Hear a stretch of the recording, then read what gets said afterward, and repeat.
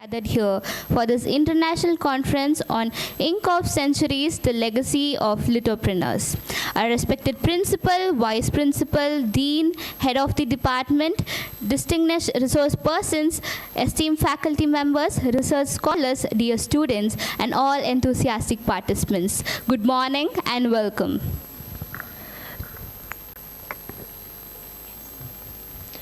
To begin this gathering on a note of grace and reflection, may I now request everyone to kindly rise for the prayer song.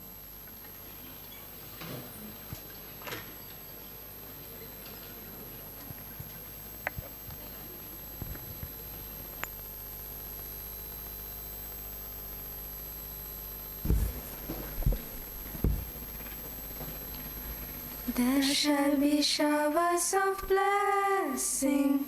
This is the promise of love.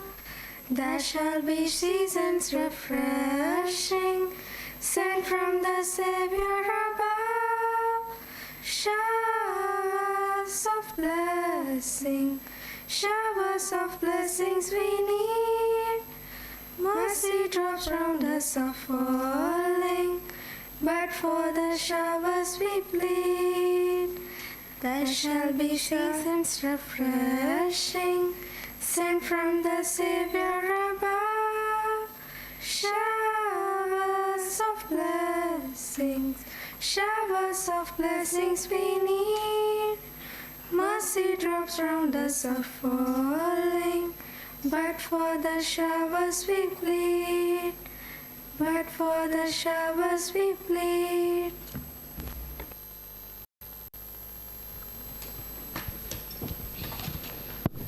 It was a wonderful way to begin today's program. Thank you. It is now my privilege to invite our esteemed head of the department to deliver the welcome note and formally welcome the gathering.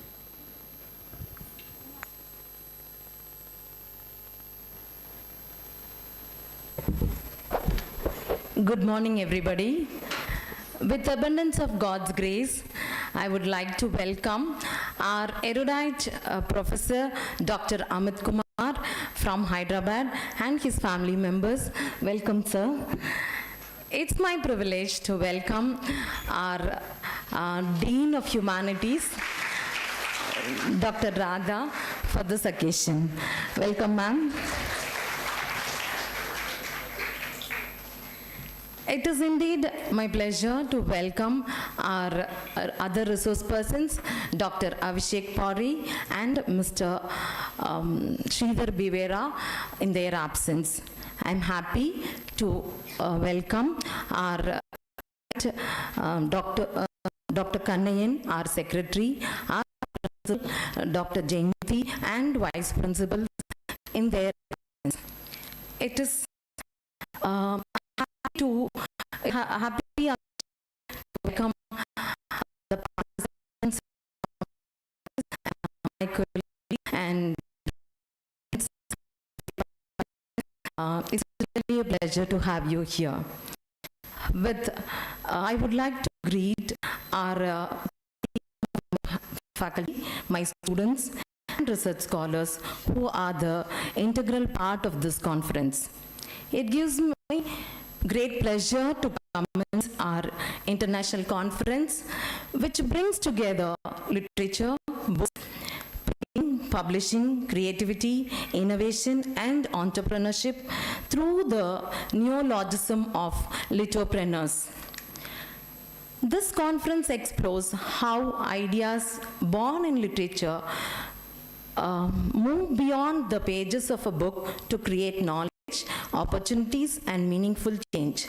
As Aristotle reminds us, all men by nature desire to know. This desire to learn, create, preserve, and share knowledge has always been part of human progress. The conference also draws upon Jacques Derrida's concepts of the trace and archive, reminding us that every text carries traces of ideas and that written words preserve our knowledge and cultural memory for generations. It is in this context, lithopreneurs are those who connect literary knowledge with publishing, technology, innovation, and enterprise. Through this conference, we hope to share ideas, encourage new perspectives, and explore how literature can inspire creativity and entrepreneurship while continuing to shape the future. Thank you. With this, I welcome all of you once again for this auspicious occasion. Thank you. Thank you, ma'am. Warm welcome. Now, come to a special moment of appreciation and honor. May I now respectfully invite our esteemed Dean to felicitate our distinguished guest with a memento.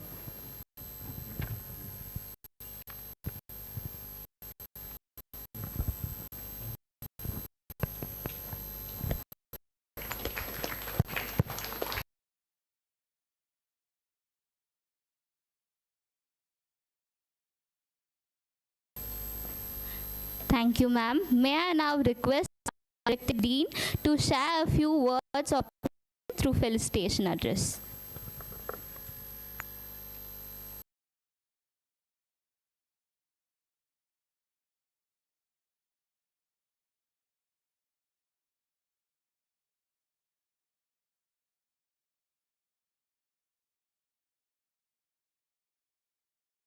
English SF, as the department in association with Institution Innovation Council has successfully planned and executed the one-day international conference titled Ink of Centuries, Legacy of Entrepreneurs. A hearty congratulations to the head of the department, the faculty members, scholars and students for the effort. For the speakers of the day. Their presence and participation has added value to the conference. Our privileged guest, Dr. Amit Kumar PV, is a senior Indian scholar of comparative literature and translation, whose academic career has been particularly distinguished by his work based on Bakhtin studies, literary theory, cultural studies, and disability studies. It's a pleasure having you here, sir. And we have the next speaker,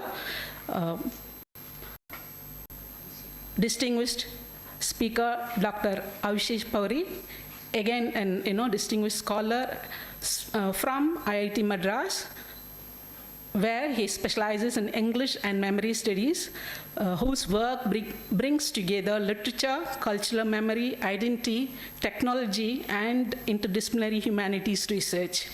And the third speaker for the day, who is going to join us virtually, adding the international flavor to the conference, is Mr. Sridhar Bevera. Sridhar Bevera's story combines entrepreneur, corporate leadership, innovation, advisory, authorship, and he himself is a motivational speaker. Sridhar's career is a notable journey from financial crisis to senior corporate leadership. So not frequently do we have such chance to listen to all eminent authors and speakers. So let us make use of their presence here. So let this day be more meaningful to all of us here as we listen to our invited guests, along with the presentation by our participants through the technical sessions. I would like to end the felicitation with a quote. Centuries may erase footprints, but ideas etched in ink can outlive generations. So best wishes for one and all. Thank you.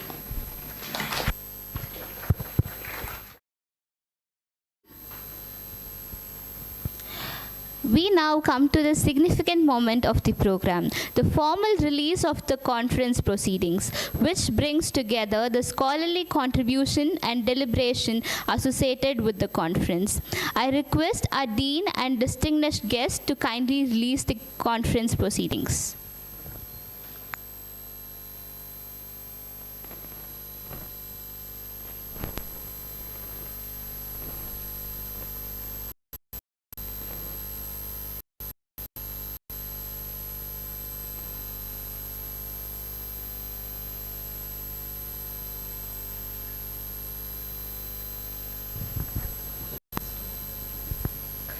We shall now commence the first academic session of the day.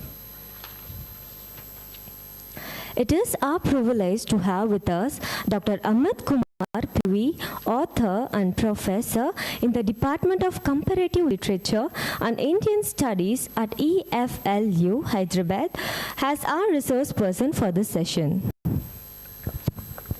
To formally introduce our distinguished resource person and acquaint the gathering with his academic and professional contribution, may I now invite Dr. R. Sudha, Associate Professor, to kindly introduce Dr. Amit Kumar PV to the gathering.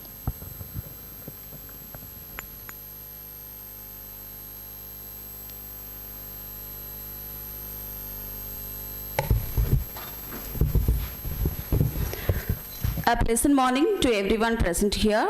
It's my privilege to introduce Dr. Amit Kumar PV, a distinguished academic researcher and scholar in the fields of comparative literature, India studies, and literary theory.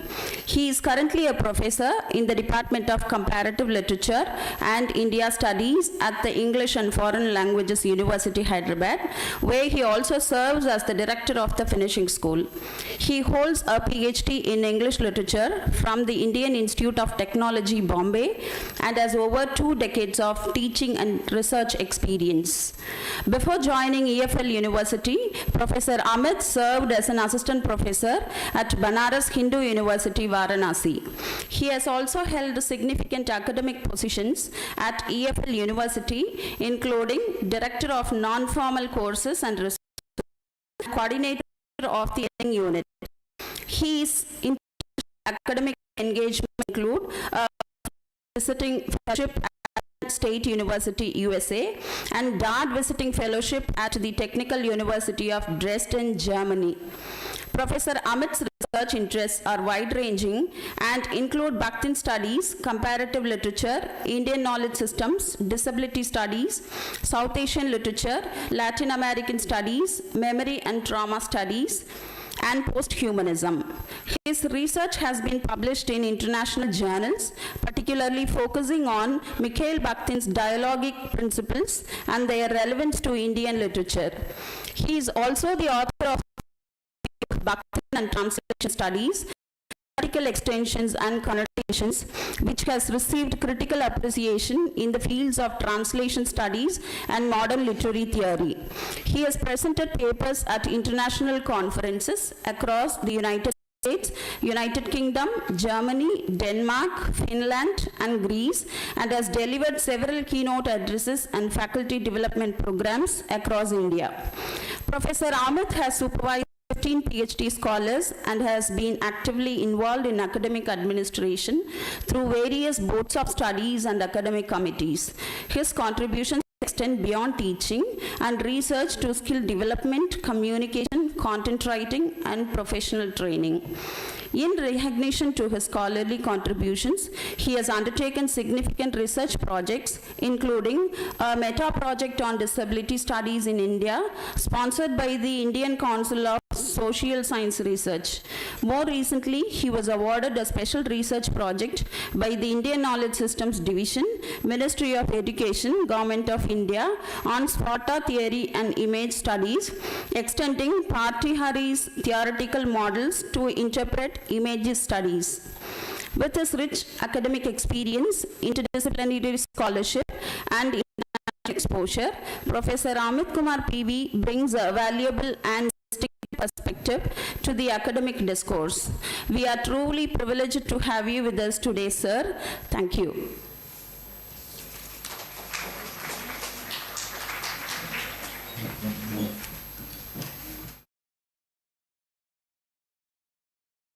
Ma'am, we request the sir to take over the session.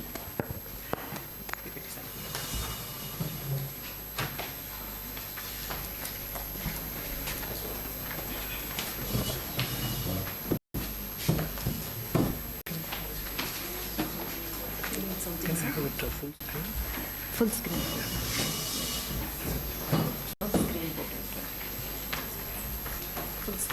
This is good. Yes, sir. Can I have it to full screen here? Here. This one.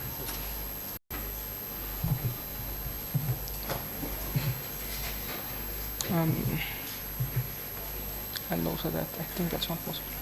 Do you want another laptop first? Should I connect it?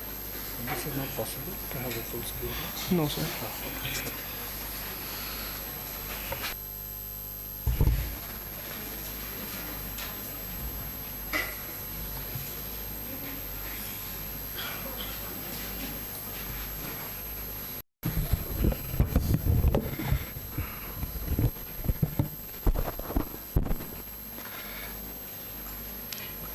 Good morning, everybody.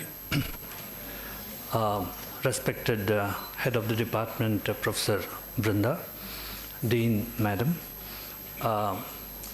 Divya, the Coordinator, Uma, my dear student, all faculty members, distinguished people in the gathering, students and friends. It's a pleasure for me to talk about narrator as entrepreneur. This is the topic of my presentation, narrator as an entrepreneur, reading cultural and symbolic capital in contemporary fiction. Let me just briefly explain what am I trying to do here in today's presentation. I'm trying to see in literature how narrators have actually behaved as entrepreneurs. We are aware of narration, yeah? We are aware of the way in which novels are narrated. We are aware of the narratorial voice, the kind of a persona that is there in the narration. The narration is not the same as author's voice. There is a separate narrator's voice in a novel or in a short story. Many times we see when we read fiction, the narrator starts behaving like an entrepreneur. Now, what do we mean by an entrepreneur? Entrepreneur is somebody who starts a business. Entrepreneur is somebody who is looking into profits. Entrepreneur is somebody who is taking into consideration the margins, the economic advantages of and the production, etc., etc. This is something, a kind of a very interesting connection that seems to be existing between narration and entrepreneurship. So my idea is to look into the manner in which narrators could be seen as business entrepreneurs. And are there examples for that? Yes, there are examples in literature. And how do they behave? Let us try to look into that. Let us try to look into some of the important aspects. That will be the central concern of my presentation. The contents of my presentation are,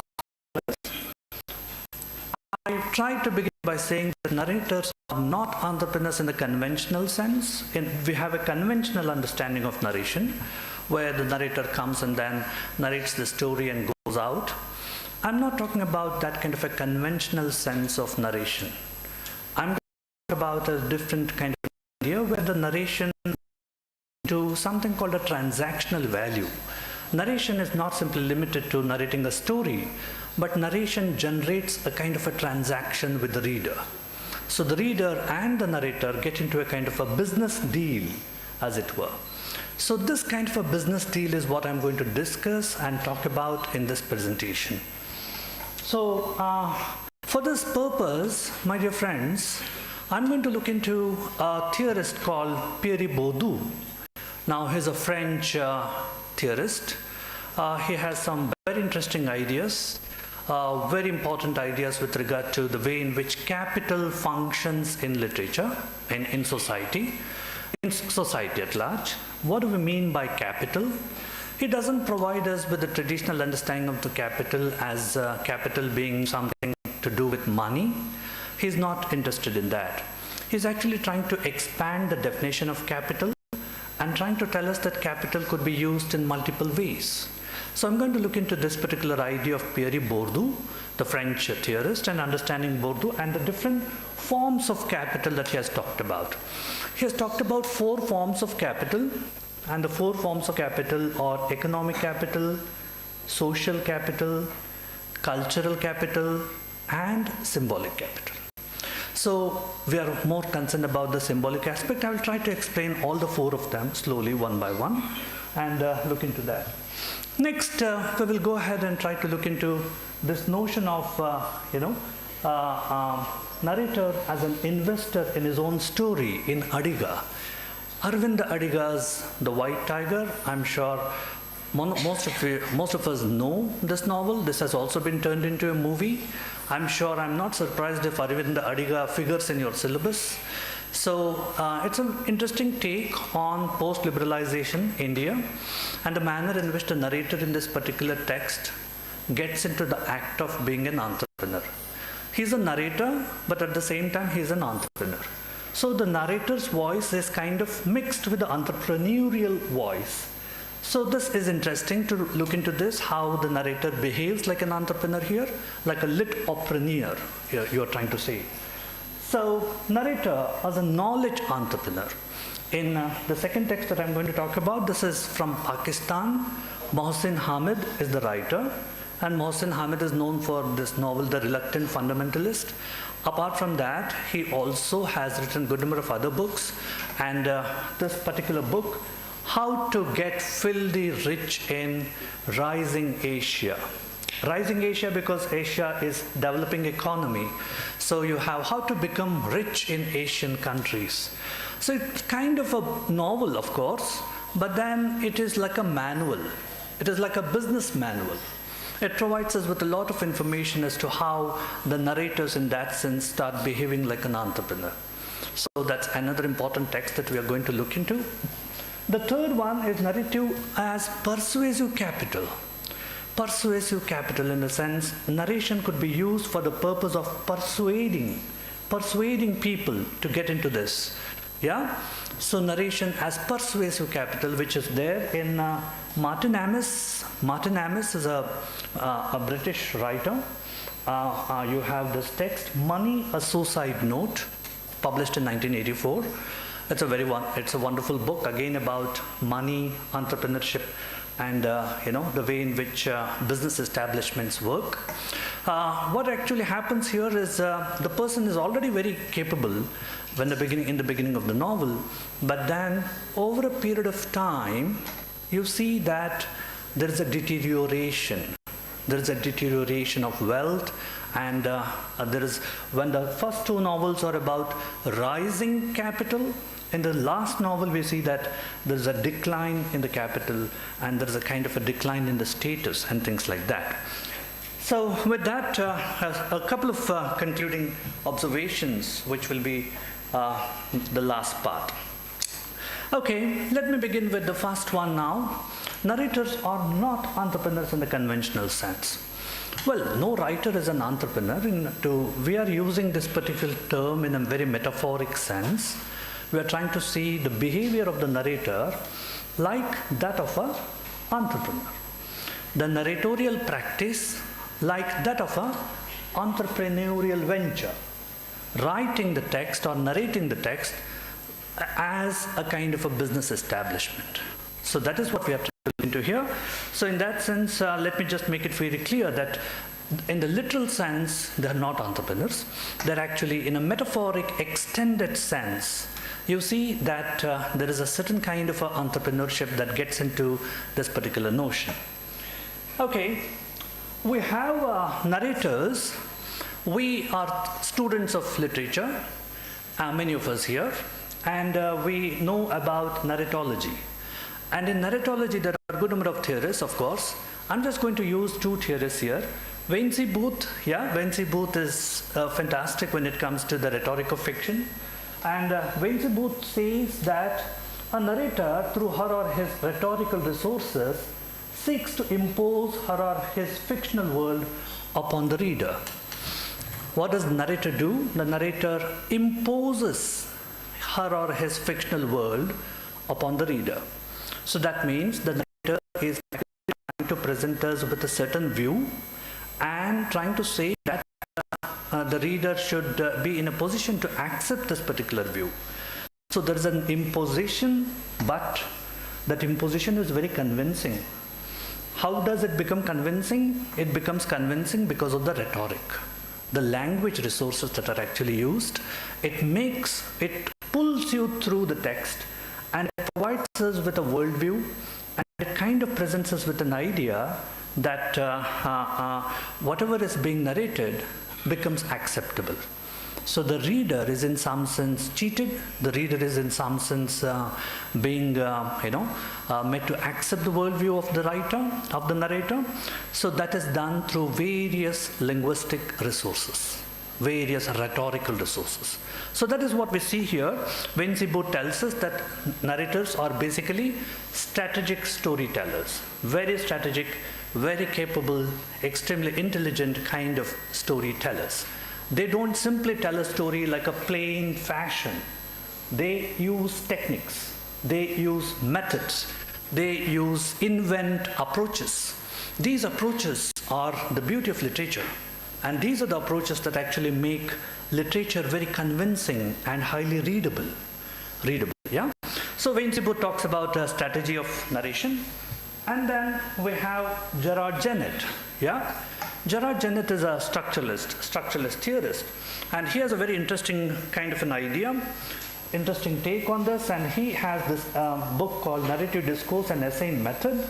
Commenting on the narrator's control over the information provided to the reader, he writes, showing can only be a way of telling. Now there are two ways, showing and telling. And Wenzibo also talks about it. And showing can only be a way of telling. Now showing is understood to be a transparent way of revealing everything.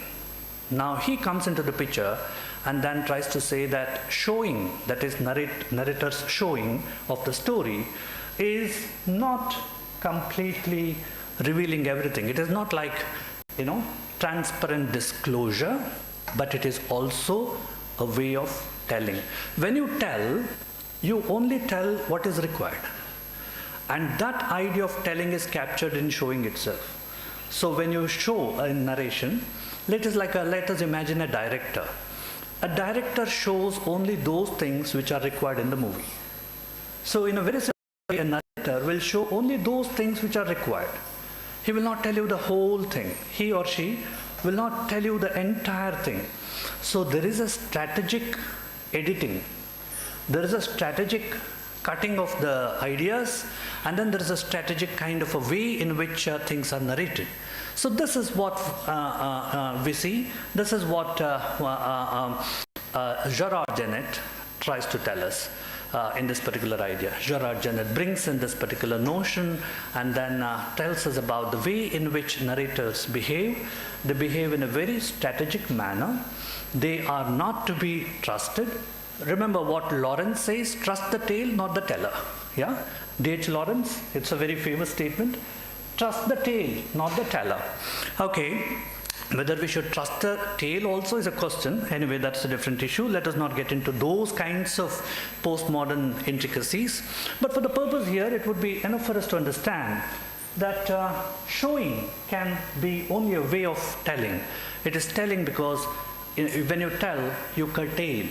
And showing can also be a way of, cutting things. So that means narrator is an agent. Narrator has to be understood as an agent. What kind of an agent? He or she strategically governs, moderates, and regulates the narrative knowledge. Strategically governs, doesn't tell us everything. Strategically governs and regulates and moderates what needs to be told. Now, why am I talking about all these things here? The reason why I'm doing this is, look at an entrepreneur. What does an entrepreneur do? An entrepreneur is not transparent in the sense because in order to get a business deal done, it is very important to be very, very careful. It is very important to be, in some sense, curtailing information because you're doing a business transaction. You should know what to sell. You should know what to buy. You should know about your profit margins. You see, my dear friends, it's similar to that of an entrepreneur. Business calls, profits, transactions, business deals. These are the things which one may have to take into consideration. So that is why I'm trying to draw a parallel between how the act of narration happens and how the act of entrepreneurship takes place. So there is this kind of a parallel which becomes very important and significant here. Okay, Are there examples narrators have behaved as entrepreneurs in their narration? There are narrators in the ancient literatures and in some of the literatures that we are aware of, where we can see that there is a kind of an entrepreneurial value that can actually be attached to narration. It has happened in the past. There are examples like that. For example, you have Arabian Nights. Yeah, we know the stories of Arabian Nights. Every day, the Shahrazade has to tell a story, and she has to tell a story, and she has to keep the suspense going on, because if she were to reveal the whole story, what is going to happen to her? The prince is going to kill her, right? I'm sure you are aware of Arabian Nights and the way in which things happen there. So what she does in Arabian Nights, the Shahrazade, in that, is that she keeps the suspense going on. She keeps the suspense going on, and she doesn't reveal the entire story then and there. She keeps postponing, yeah, the ending. She keeps postponing the ending. So because of which she behaves like an entrepreneur, yeah. Why? Because you see that she uses narrative as a survival capital. Narrative here behaves like a survival capital. If she were to get rid of her narration, she will get rid of her life. So because of which I think it is very important for her to use narration as a survival capital. She takes it for the purpose of surviving. She takes it for the purpose of, she keeps, that is, she's behaving in a way, she's behaving like an entrepreneur. I'm trying to say that the Shahrazade is actually behaving like an entrepreneur here, trying to say that how she can use the narrative knowledge as a capital, and then that capital she just doesn't parcel it out in lump sum, but she's actually trying to cut it into piecemeals and then serve it bit by bit, fragment by fragment, and not revealing the whole thing. So that is what she's trying to do. So this becomes extremely interesting and very, very important when it comes to narration. Yeah, the behavior of Shahrazade. So we have examples earlier about some of the characters, popular characters in literature, behaving like entrepreneurs. Then we have Tristram Shandy. We have this novel, Tristram Shandy. I'm sure students of history of literature, English literature, know Lawrence Sterne's Tristram Shandy. It's a fantastic book. Like people say, that is the first postmodern book. Yeah, it's the first postmodern book. Much before the movement of postmodernism could come into existence, you see that Tristram Shandy brought in all the features of postmodernism. Disjointedness, yeah, parody, pastiche, digressions, yeah, fragmented narrations, yeah. And people say, who are scholars on Tristram Shandy, they say any page you read of Tristram Shandy and then remove some 100 pages and read the next page, you find a continuity. So that is the beauty in which the novel has been written. So how can there be irregular continuity? How can there be a fragmented continuity? Looks like a fragmented continuity. So, but that is what we have in Tristram Shandy. Okay, what is happening in Tristram Shandy is Tristram, Lawrence Sterne's Tristram Shandy, uses narrative as attention capital. Attention capital in the sense trying to capture the attention of the reader. Yeah, trying to capture the attention of the reader and trying to see whether the reader is in some sense, interested, trying to use a lot of digressions and capturing the attention, and then again bringing back the reader to the novel. So a lot of things which he's actually trying to do, which becomes very interesting and very, very important. So that is what we have. Yeah. Next, we have Humbert, yeah. So, which is Lolita, yeah, a text, a notoriously famous text, yeah, notoriously famous. I'm actually again using a kind of an oxymoron. So you see that in Nabokov's Lolita, you know what happens in Lolita, so I don't want to get into the details. But then the Humbert actually uses narrative as a persuasive capital. We know that what he's trying to do is not ethically correct. We know what he's trying to do is not morally correct. Lolita, she's a young girl, sure. But he uses narration for the purpose of convincing. So the capital, the narrative knowledge is used as a persuasive capital. Persuasive capital there. So there are examples like this. So he uses for the purpose of persuading this very, very young girl.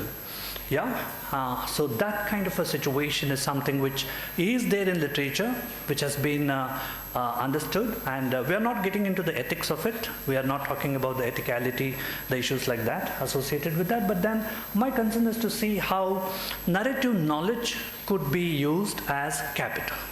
Narrative knowledge could be used as an investment capital. So that is what we see here. Interesting things. And Marlowe in Heart of Darkness, yeah? I'm sure you have gone through Heart of Darkness. It's a so popular text among MS students and also BS students. I'm sure all Indian universities are so obsessed with Heart of Darkness of Joseph Conrad. So you see that what is Marlowe doing there? Marlowe is constantly contemplative, his thought, thinking all the time, thinking, and then he doesn't reveal us a lot of information. In fact, it is meditative capital, also it is suspense capital, because it doesn't tell us anything much, any lot of information about Kurds, yeah, except the word horror. What kind of a horror? What kind of a situation? We are not told. So it is meditative. It is also, in some sense, a suspense situation, a kind of a suspense capital that is being done. So that is what we see. There are examples in literature that bring to us this idea of narration as entrepreneurs, forte, entrepreneurs abode. Yeah. So narrators sell the stories to the readers utilizing techniques and mechanisms of entrepreneurship. That is what I was trying to bring out here. There are various techniques that the narrators use, which could be seen as ideas in narratology as well as ideas in entrepreneurship. So there's a kind of a parallel that seems to be there between the act of narration and the act of getting into a business practice. Okay, so reader is basically a customer. Reader, in that sense, is a customer, yeah? Reader is no better than a customer because reader is there to purchase the ideas of the narrator. Reader is there to negotiate with the narrator, whether I can take this idea from you or not, so things like that. So reader, in that sense, becomes a business customer, yeah? That is important and very, very significant here. Okay. Let me now shift the focus of the camera to a different idea altogether, which is Pierre Bourdieu. Now, Pierre Bourdieu is a French sociologist, a theorist, an anthropologist, cultural theorist, has talked extensively about the notion of capital. How is capital generated in society, and what kind of interesting things are there with regard to the notion of capital? So, Bourdieu, 1930 to 2000.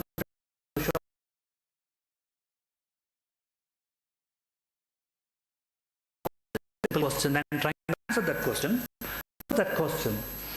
How does social power reproduce itself? Even when it does not appear to be openly exercised.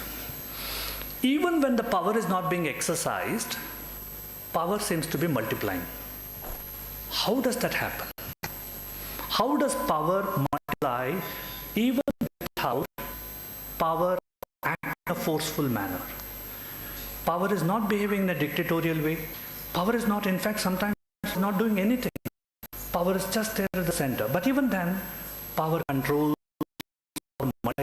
power expands, power generates, and then there are different kinds of parallels that are actually being done. So that is what is very interesting about Pierre Bourdieu. He tried to investigate this. It was not simply Foucault's understanding that knowledge, power and all that stuff. He was actually trying to extend it a little further and trying to say how power reproduces itself, how power multiplies and reproduces itself. What are the mechanisms by which the power, kind of multiplies, kind of goes beyond its capacity, and then even if it doesn't do anything, it just doesn't do anything. It is simply there, power is simply there. But then automatically it starts. Okay, and the answer is something very simpler. Bourdieu argues that power does not operate only through money, property or political authority. It is not simply that. It is not simply about money, property, etc., etc. It is about, something beyond that. it also operates. How does power operate?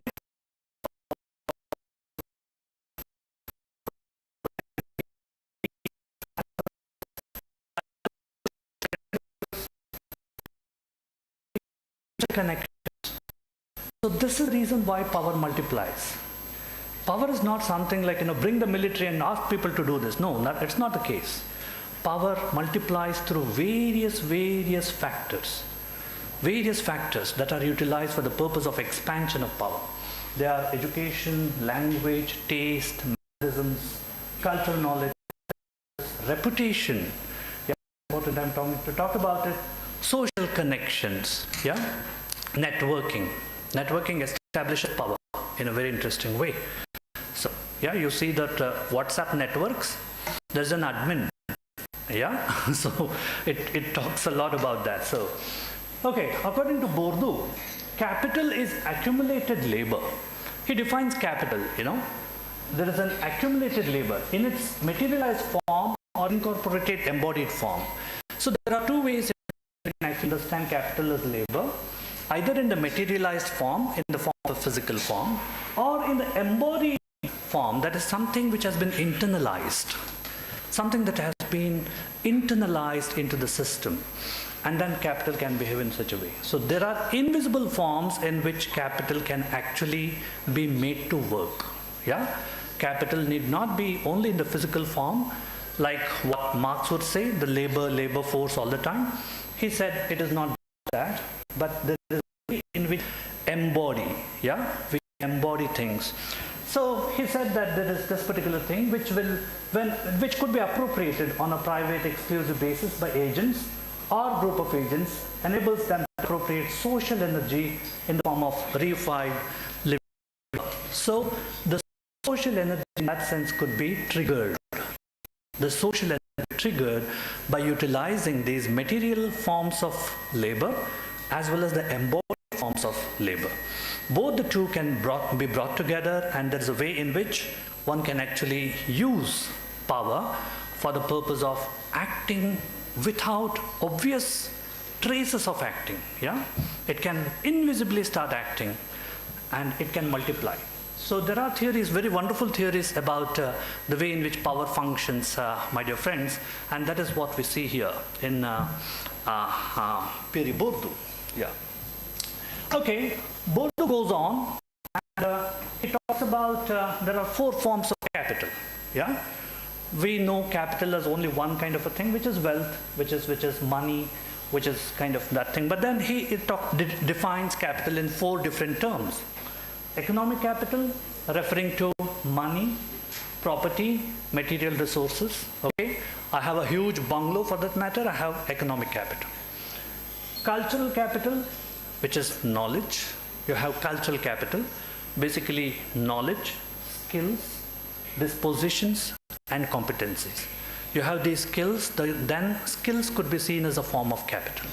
So competencies, abilities, capacities, and these things could also be seen as knowledge, basically, could be seen as social capital, basically referring to networks, yeah, different kinds of networks, relationships, and connections. Social network, you know that movie also, Social Network, which is basically social has now come to mean, social media, social is not something out there in the society, but it is actually on the internet. Social is more on the internet than on the so, okay, what is that? Network, relationships, and connections. And the 4th and important one is symbolic capital. Now, symbolic capital basically refers to a situation where capital functions through ideas such as recognition, prestige, legitimacy, authority. So that is a capital. So what are we talking about here? It is recognition and prestige. Somebody's prestige is enough to work as a capital. For example, Amitabh Bachchan comes and then kind of advertises a particular thing, and then people think, Amitabh Bachchan is doing that. The prestige counts. Yeah, Hrithik Roshan comes and does something, kind of a situation, and promote something. And why do people go there and buy that? Because there is a recognition, there is an endorsement, there is a value to that. That is symbolic value. that behaves as a capital. What Bohr is trying to say is that that behaves like a very important thing here, and behaves like a capital. So that is what we have, and symbolic capital is the most important thing. Symbolic capital is a credit. It is the power granted to those who have obtained sufficient recognition to be in a position to impose recognition. Now they have already earned recognition, and with that kind of a recognition, they impose recognition. So that is what symbolic capital is all about. So look at the very beautiful way in which Bourdieu is actually expanding the idea of, capital. Not just referring to the economic thing, but then talking about a lot of ideas and trying to look into this in an important, interesting way. Okay, now let me come to the three novels. Yeah, narrator and narration in Arrigha's, The White Tiger. Narrator and narration in Arrigha's The White Tiger, a novel that was actually published in the year 2008. Yeah, it has also been done into a movie. I think the movie was released sometime in 2017-18. I'm not sure. So the novel traces the journey of a poor man called Balram Halwai from Lakshmangarh. There's a place called Lakshmangarh in somewhere in North India, who becomes a successful businessman in Bangalore. Yeah. The novel is also about a journey, the way in which he moves from some part in North India to Delhi, and from there coming down south to Bangalore. So it is about journey, and then it is about a poor man. He's an extremely poor man called Balram Halwai. So he has no capital in the first place. He's a poor person altogether. But what does he have? He is a keen observer. If you read the novel, he is a very keen observer. Through observation, he has gained a lot of knowledge. That is his cultural capital. He uses, in the Bourdieu sense, he has a lot of cultural capital. He translates that cultural capital into economic capital.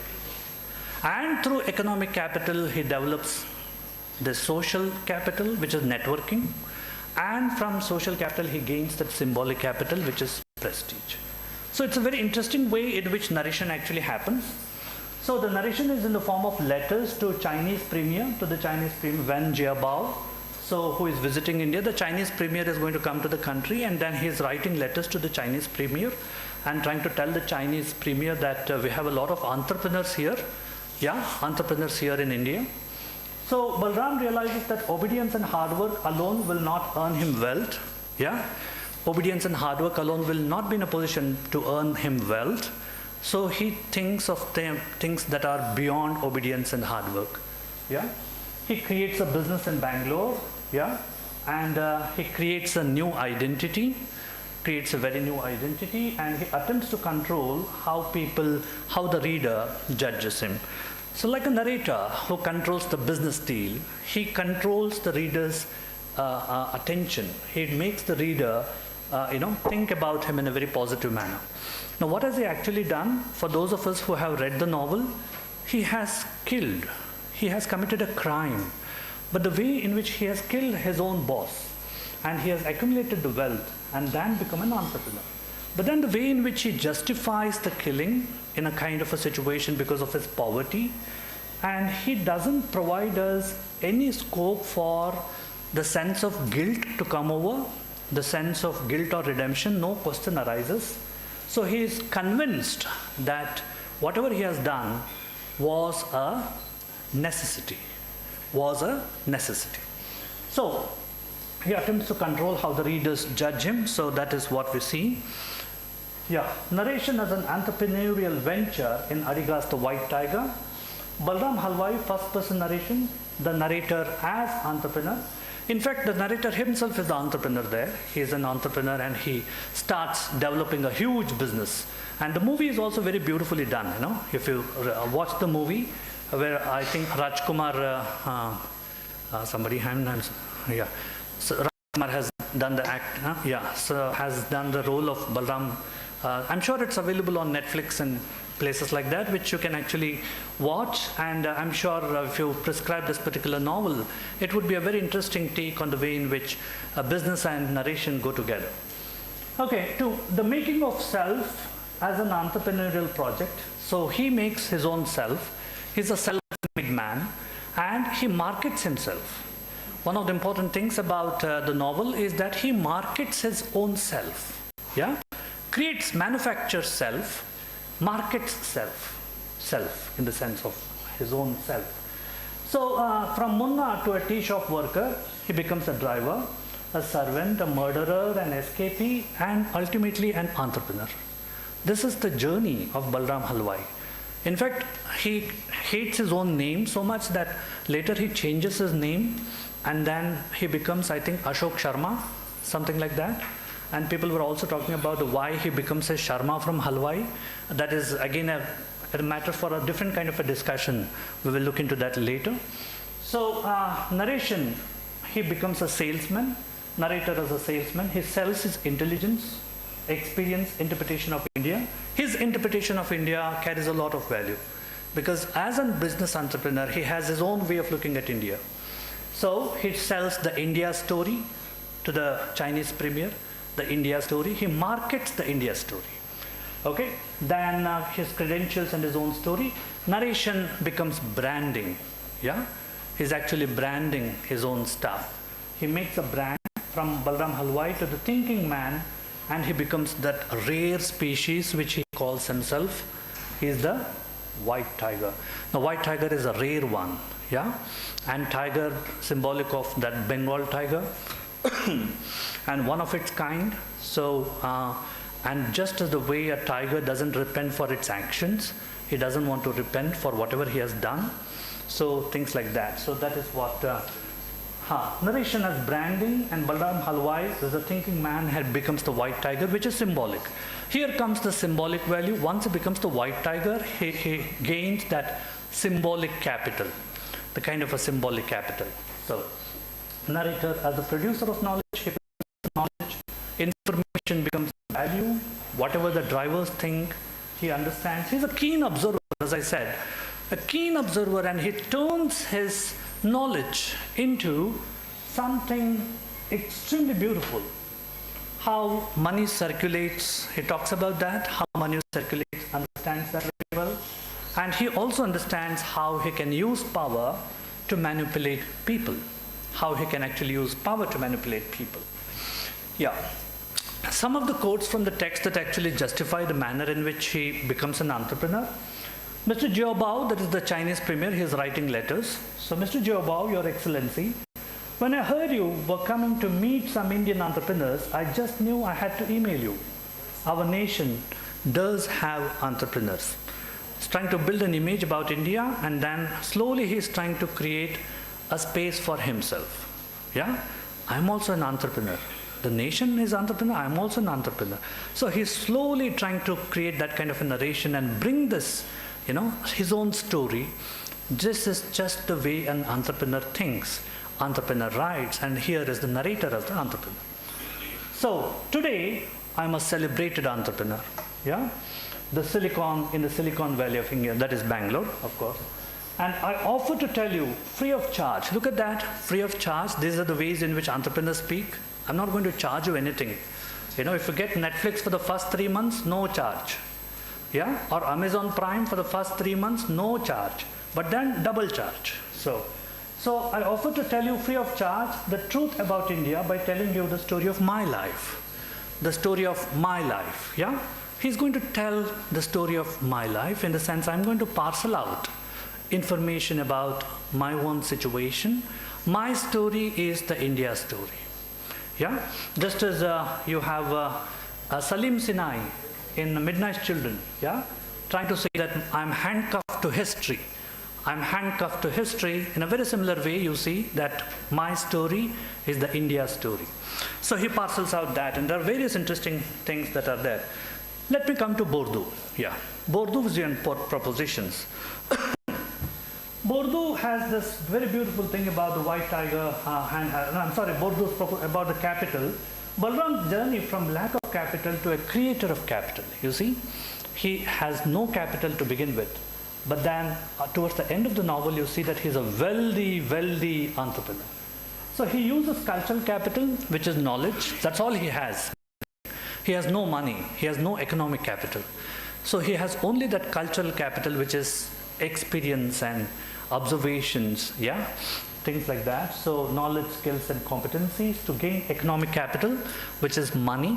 Yeah, through cultural capital, he gains control over economic capital. Yeah. Then he uses economic capital to develop social capital, network. Once you have money, it is easy to develop network. So he develops social capital. Then ultimately he earns the symbolic capital, which is recognition, prestige, legitimacy, authority. He gets that symbolic capital. He becomes so powerful that nobody can question him. He runs the taxi business, I believe, in a very fantastic way. And then he has become so very powerful that nobody can question him. So he has earned that prestige. Yeah. Next, the novel talks about rooster coup. Now, what is rooster coup? Rooster coup is a metaphor which Arvind Adiga uses to show that how servitude is perpetual in Indian situation. Servitude is perpetual. Whatever happens, you cannot get rid of this servitude. So Indian situation is such that, you always constantly represent the servitude and then being servile, you cannot come out of it. And that is rooster coup. He uses this particular metaphor. It's not there anywhere, but this is a creation by this writer. So he uses rooster coup for his advantage and then becomes very, very powerful and important entrepreneur. Yeah. Next.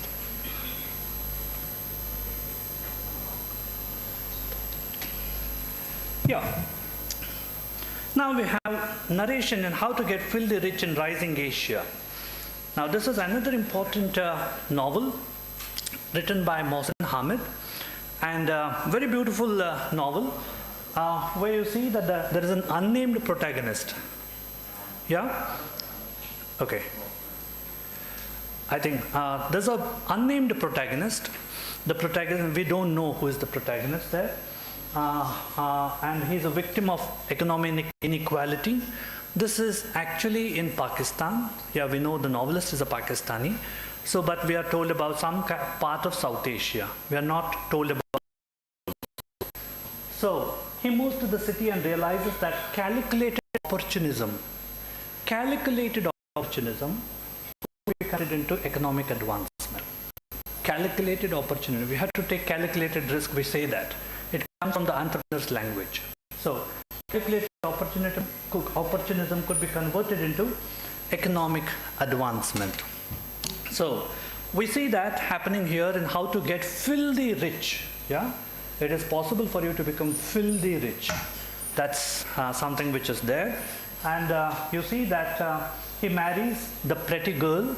Yeah, we are not given the name of the girl. Simply, all the time we are simply told the pretty girl, who too rises along with him and becomes a part of the television and celebrity culture. So she too rises along with the narrator. Yeah, they never have a good romantic relationship. Perhaps love is not possible in this economic world. Love is not possible. Perhaps, yeah, you cannot kind of genuine love, but you can only have transactional love. Yeah, perhaps have transactional love. That seems to be an important idea that is present here. Okay. Then you see that wealthy narrator eventually undergoes a state of dejection and loss of good health. As the novel progresses, he loses his health. He becomes, his health starts deteriorating. And towards the end, he confronts mortality like any other individual. Yeah? Death is the permanent capital. Yeah? So you cannot have, that is the only capital which is perpetual. All other are transitory, yeah, transient. So narration as an entrepreneurial practice. In this particular novel, you have unnamed protagonists. Look at the things which are unnamed there. It's an unnamed South Asian city. It's an unnamed heroine in the novel. But this is one of the rare novels where you see the you address, which is the second person narration. You usually see I address or the third person narration. But this is one of those rare novels where you have this you narration. You do this, you did that, you didn't listen, you did this, you did. So this you narration is very rare, it doesn't happen. So this is what we see here, and he's experimenting with this you narration, which is second person narration. Narrator adopts the tone of a self-help book as you go through the novel. It doesn't look like a novel, it looks like a manual, yeah, a business manual, yeah. It tells you what to do, what not to do. It is in that sense prescriptive. It has its own rules, very prescriptive, and ideas like that. So becomes very interesting. And the narrator becomes a knowledge entrepreneur. He's a knowledge entrepreneur because he, again, like Balram, he is also a custodian of a lot of knowledge. So he becomes a knowledge entrepreneur. Narrator provides practical instructions, information and advice as to how to become wealthy, how to become filthy rich in rising Asia. So that's the central concern, and the novel provides us with a lot of details as to how one can actually become extremely rich in rising Asia.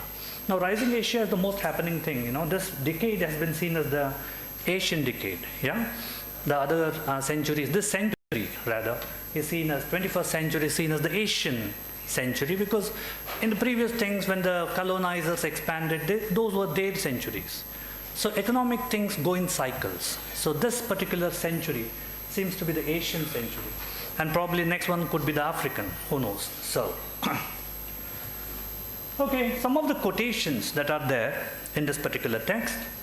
You see, look, unless you are writing a self-help book is an oxymoron. You read a self-help book to someone who isn't yourself, can help you. That's someone being the author. Now, what is really very interesting is he's playing with the act of narration, the act of giving us a book, a kind of a manual, and trying to present us with a situation. It makes it very clear that it is like a business manual. So, moving to the city is the first step to getting filthy rich in rising Asia. You cannot become rich by staying in villages. It is just to become rich, one has to urbanize oneself in a way and transport oneself to the urban domain. So moving to a city is the first step that one has to do. Balram does too, yeah? Balram in the other novel. So becoming filthy rich requires a degree of unsqueamishness, yeah? So whether in rising Asia or anywhere else. What is this unsqueamishness? I would take it as to be unshameful, because you just have to accept shame and then don't be disturbed by that, because if your agenda is to become wealthy, then a certain degree of unsqueamishness is required, is very much part of the self-help manual, and that needs to be incorporated. Yeah, Bourdieuian propositions here. The city, Bourdieu has a very interesting idea about field. He talks about a field. And what is a field for him? He says it's a place where new possibilities of capital conversions are possible. Capital conversions from economic to social, from social to cultural, from cultural to symbolic. So these things actually happen in a field. That is what he calls it, a field. That's a field out there. So that field is the city. So that field is obviously the city. So we see that. And translating and transferring capitals from economic, social, etc., that actually happens there in the field. Yeah, symbolic capital becoming a successful individual. So Mohsin Hamid's this protagonist, that you protagonist, is an epitome of symbolic capital. So capital is not limited to wealth alone. There is recognition, reputation, prestige. He gets all that. He is extremely reputed. Then social networking, needless to say, social networking. There's a chapter called Befriend a Bureaucrat. If you want to become rich, you have to befriend a bureaucrat, because you have to get your things done. And the government has a lot of power. So you have to befriend a bureaucrat. Is just a kind of a repetition there, alliteration kind of thing, but then it works with these alliterations. For example, the second is also dance with debt. Yeah? Dance with debt, in the sense, you see, debt could be used as capital, economic capital. Debt could be used as a leverage to accumulate more capital. It acts as a leverage. You can take debt and accumulate more capital. Then debt helps in entrepreneurial venture. So all these things which are presented in this novel tries to demonstrate the idea that this text is also an important example for narrators as entrepreneurs. Yeah. Okay. Third one, the last one, this is Martin Amis. Martin Amis's Money, a Suicide Note. Yeah. Now this is interesting. This is a British novel. Yeah. You see that the protagonist is called John Self. Yeah. The title, his name itself is Self. Yeah. He's a protagonist and narrator. He's a subject of market capitalism. When the novel begins, he's already rich. Unlike our other two who are poor and then they become rich, he's already rich here. So Self is based in London but travels to New York, where he embarks upon the financial projects. He gets into the task of making a movie, yeah, making a very important movie. Human relationships, he is a reckless consumer and is unable to create any market value. Slowly he starts becoming a very unsuccessful, entrepreneur. He has wealth to begin with, but then the wealth starts deteriorating. Yeah, human relationships hold any transactional, only transactional value for him. There is nothing other than simply transactional. Human relationships are basically transactions, like bank transactions, business deals, etc., etc. Okay, so he works on a film project and runs out of money. Obviously, film flops. He loses friends and relationships too. Easy for us to understand. And when you have money, people are there. When you don't have money, so you're a pauper. Who would like to talk to a pauper kind of a person? So obsession with money proves to be self-destructive. Love for wealth turns out to be a fatal venture. Yeah, a fatal venture. So now let us look at it from the narrator's standpoint. It is darkly comic. The novel is darkly comic. It is comic, but it is a dark comedy in the sense there is a certain kind of a pain that is actually associated with this. Yeah, satirical novel, of course. The narration of Self is a narrative about the introspection of the narrator's self.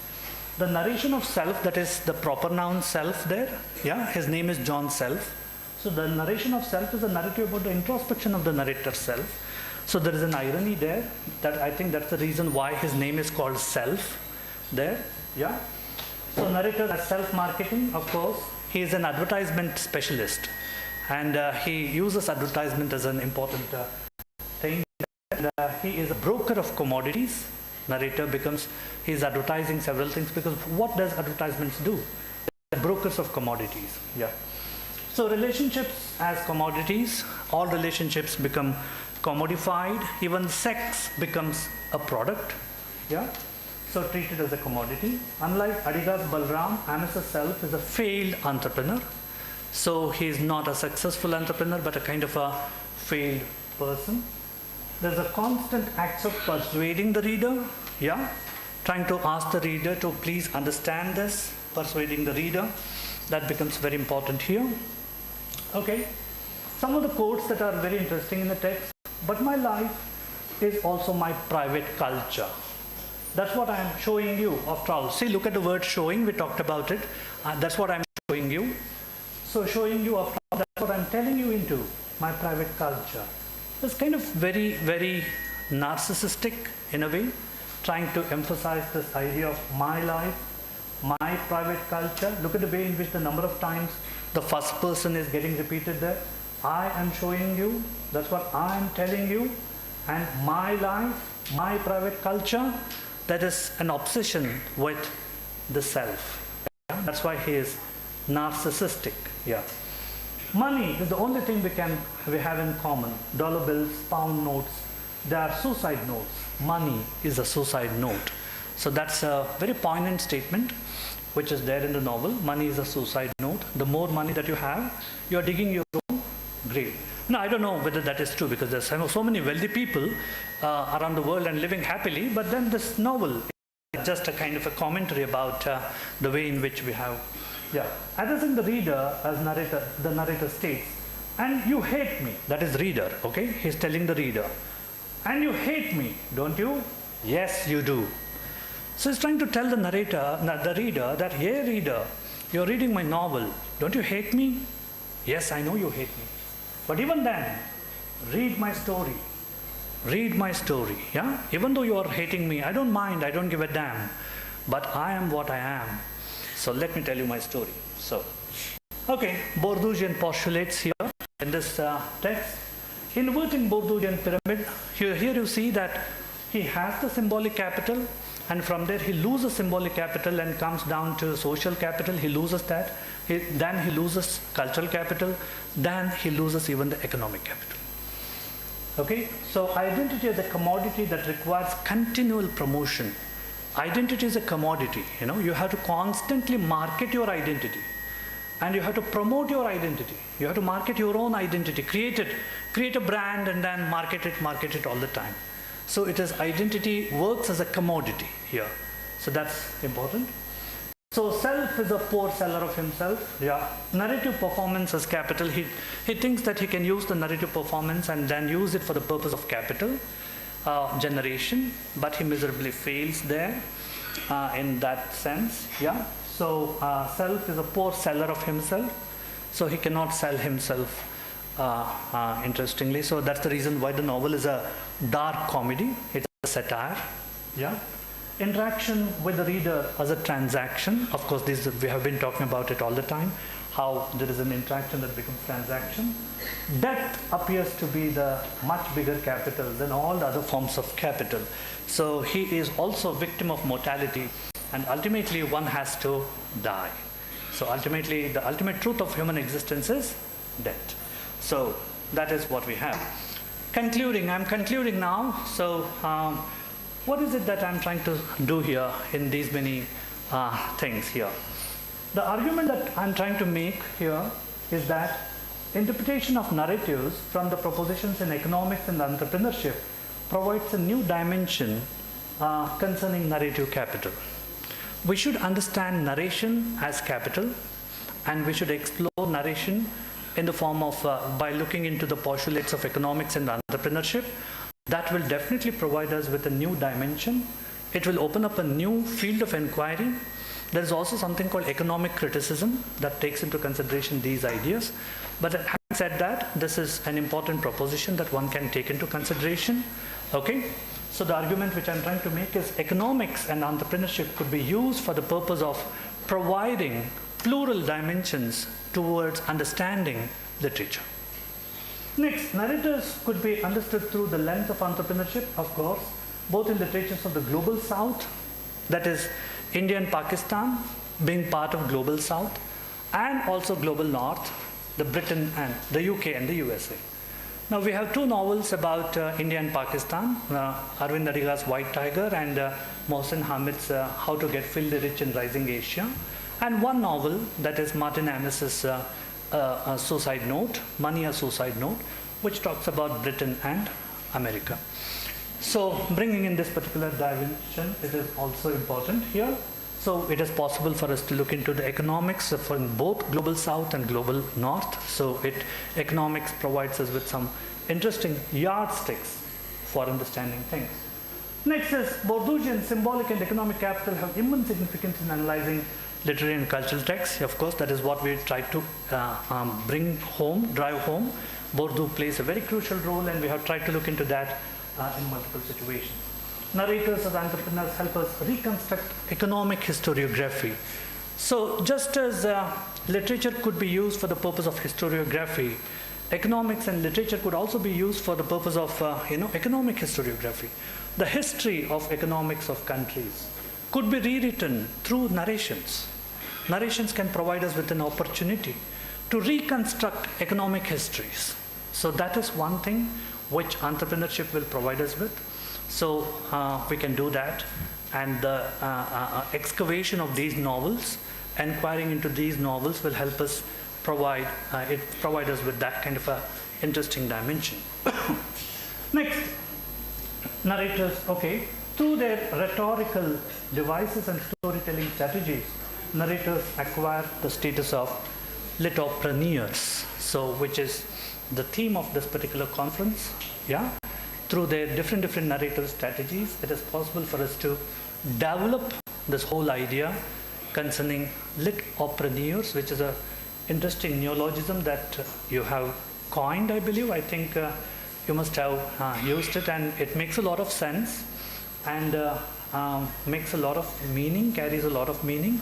And if we were to develop that area and get into that, probably we can look into these kinds of novels that we discussed. There are other novels, not just them, but there are, this is just the tip of the iceberg.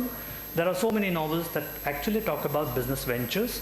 We can probably bring them and discuss them and develop, open up a new field of investigation called litopreneurship. Yeah. With that, I thank you very much for your patient listening and being so nice and kind to me. Thank you very much.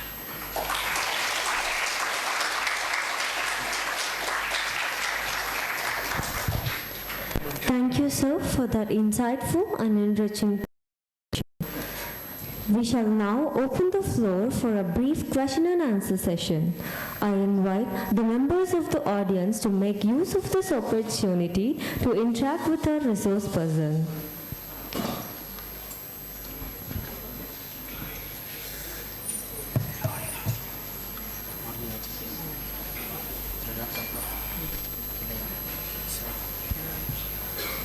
Is there a hand mic over there? No, hand mic? I have.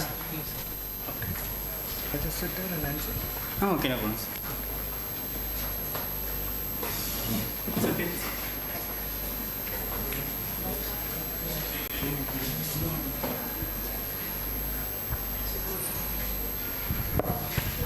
Thank you for the wonderful presentation, sir. I do have a question. You have mentioned that it's an interesting statement that you have made death as a capital.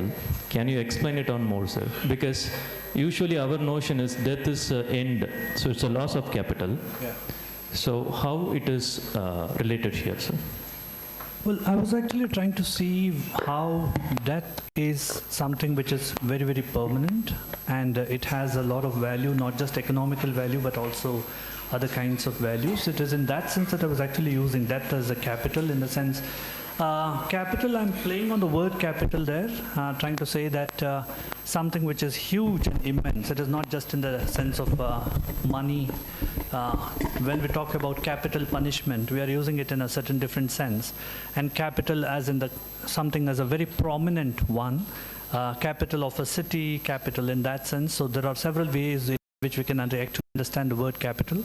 I'm actually trying to say that death is the ultimate capital in the way in which, because money is transient. As against money, if there is something permanent, then the only thing that seems to be there, that which is there in all the three novels, is death. Yeah? So that is one part of the question. But can death be used as a capital? Yes, there are. There are ways. Not in literature, but I have come across certain kinds of Netflix series where death is used as a capital venture, where one dies and then probably the body needs to be preserved. So the understanding is that the life will come back to the same body again. So in that sense, death is used as a kind of a, a product of capital investment for the purpose of getting money, death as a kind of a generating income and things like that. There is also another perspective to that which could also be utilized. Yeah. I was actually trying to juxtapose with the transitoriness of money and trying to show how death is permanent, whereas money is impermanent. Yeah, that was the idea. Yes, sir. Thank you.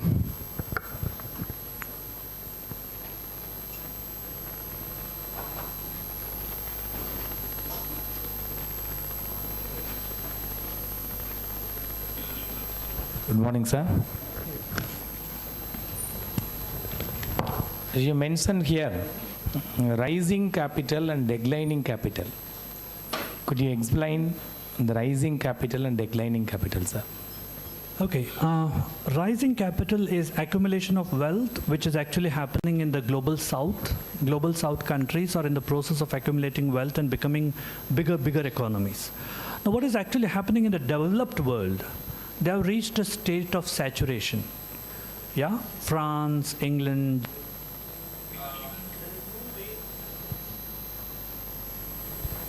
They are not in the state of generating capital these days, but they have reached a state of saturation.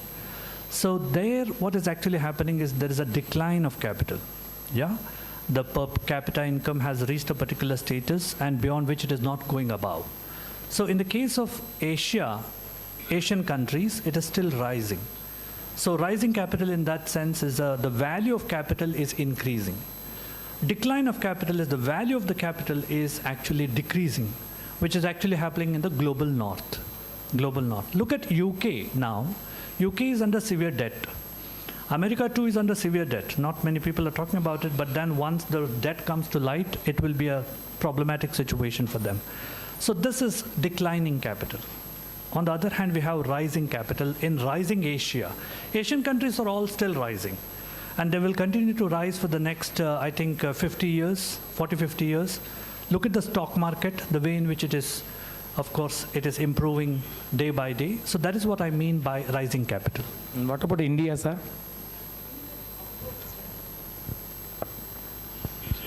India is a very good example for rising capital.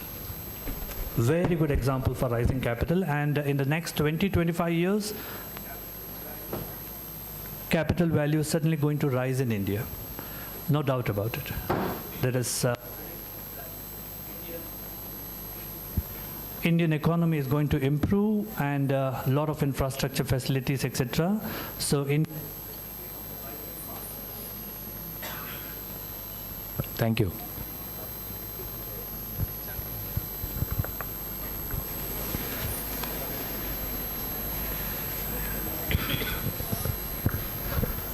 Sir, good morning, sir. It's a new era for us. My observation, you talk about the four kinds of capital that based on the economy, that means money related to the society, culture related to the society. The popular brand is identity. Everyone is focused on identity. But the French authors' ideas, you are going to use in the Indian knowledge system.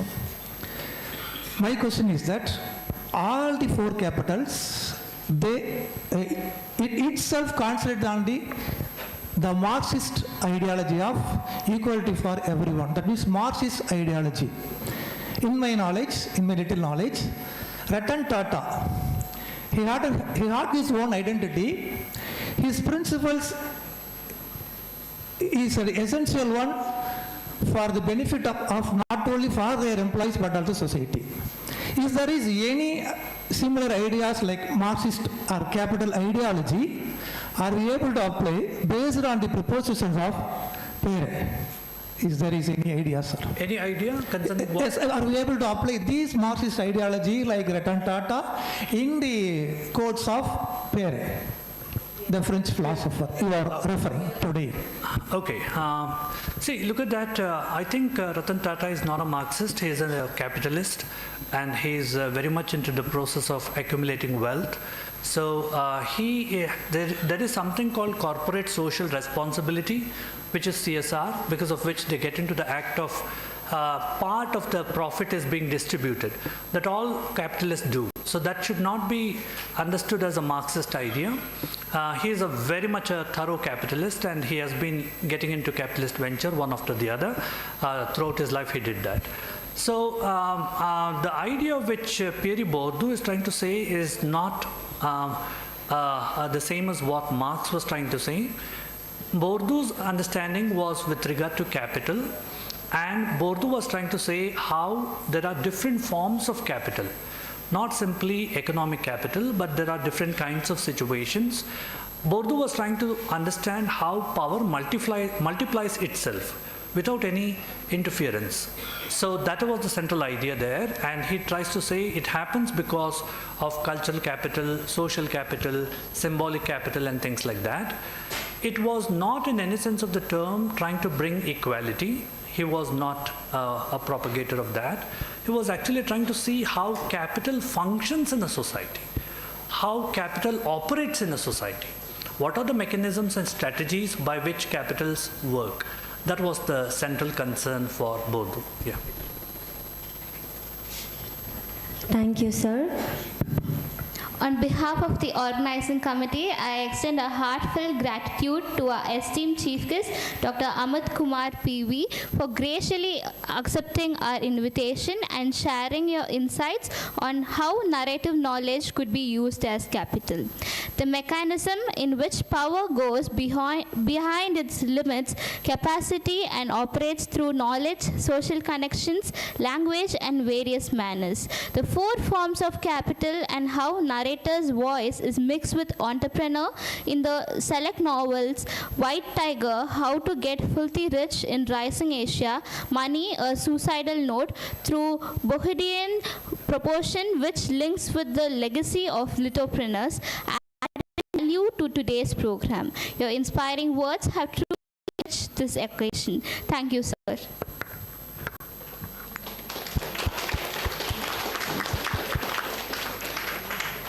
We shall now break for refreshments. I request all the participants to kindly reassemble.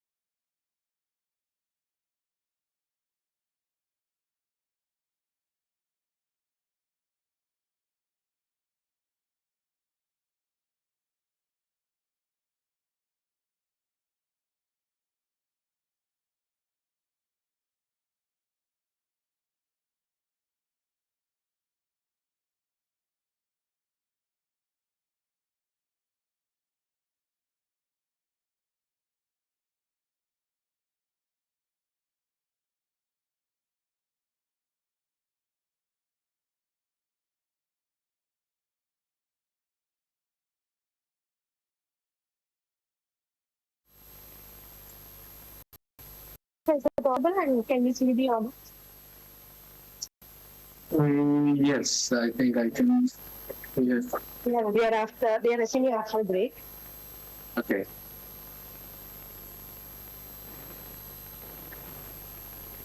Am I audible enough? Yes, sir, you are audible.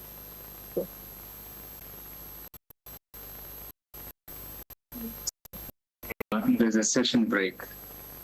Yes, sir. So after the session, we have a break. So people are okay with it. So we are already connected to the auditorium. Yes, sir, yes.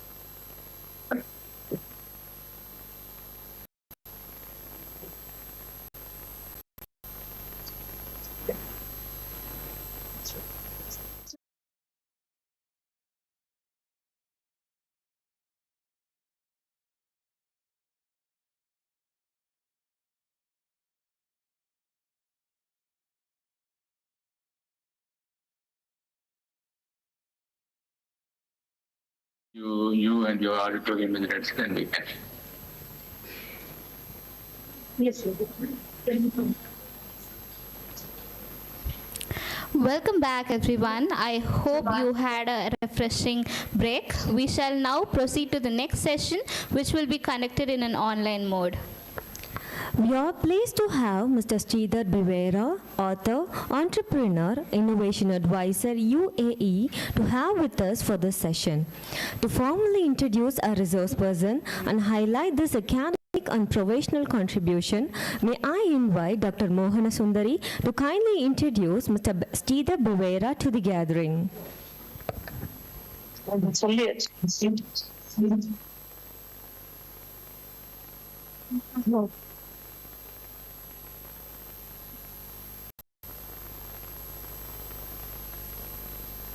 Risk taker is not just an author or a founder.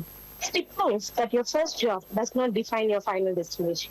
We welcome Sridhar Bivera, who, from delivering milk with joy, walking in the pottery field, waiting tables and selling on few shops, to becoming a best-selling author published by HarperCollins, TEDx speaker, CEO of BMR Innovations, and founder of IUAI, a Gen AI health tech startup building the future of predictive healthcare. Bivera's journey is the ultimate masterclass in entrepreneurship, where literature meets entrepreneurship. He turned his life struggles into stories, the stories into books, The Memento of Sydney and The Roaring Lions, and his works into movements that empower youth. Today, he's an advisor to the Goa State Innovation Council, professor of practice at BITS Binani Dubai, and a UAE Golden Visa recipient for contributions as a leadership author, recognized by Prime Minister Narendra.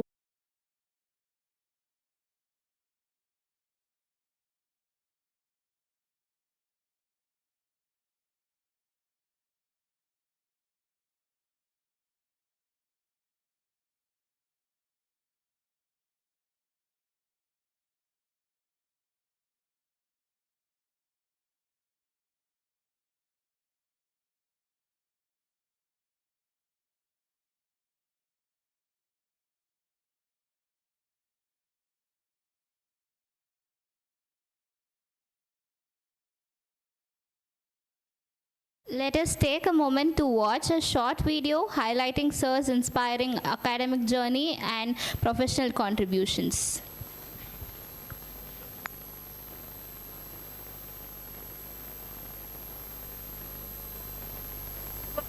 A strong lion or a timid lamb? This is Sridhar Bivera, who has written a remarkable book,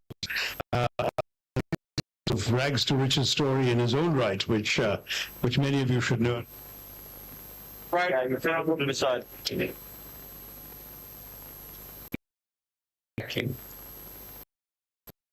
You pick up all these ideas.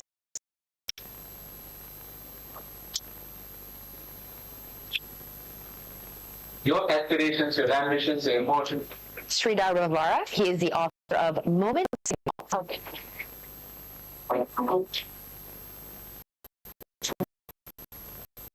Of people. Personalized health by giving 360-degree view to the doctors about the patient. I'm very happy. This is a very good point. Real-time mental health and also curative at cost effect. Diagnosis is the biggest problem. Who started, at the pyramid, climbed his way on the top, wrote a few books, and now he's inspiring people. Also, our Devara, who is a award-winning author and interestingly started life as a street vendor. Collaboration has to have the shared purpose. Otherwise, there is no collaboration.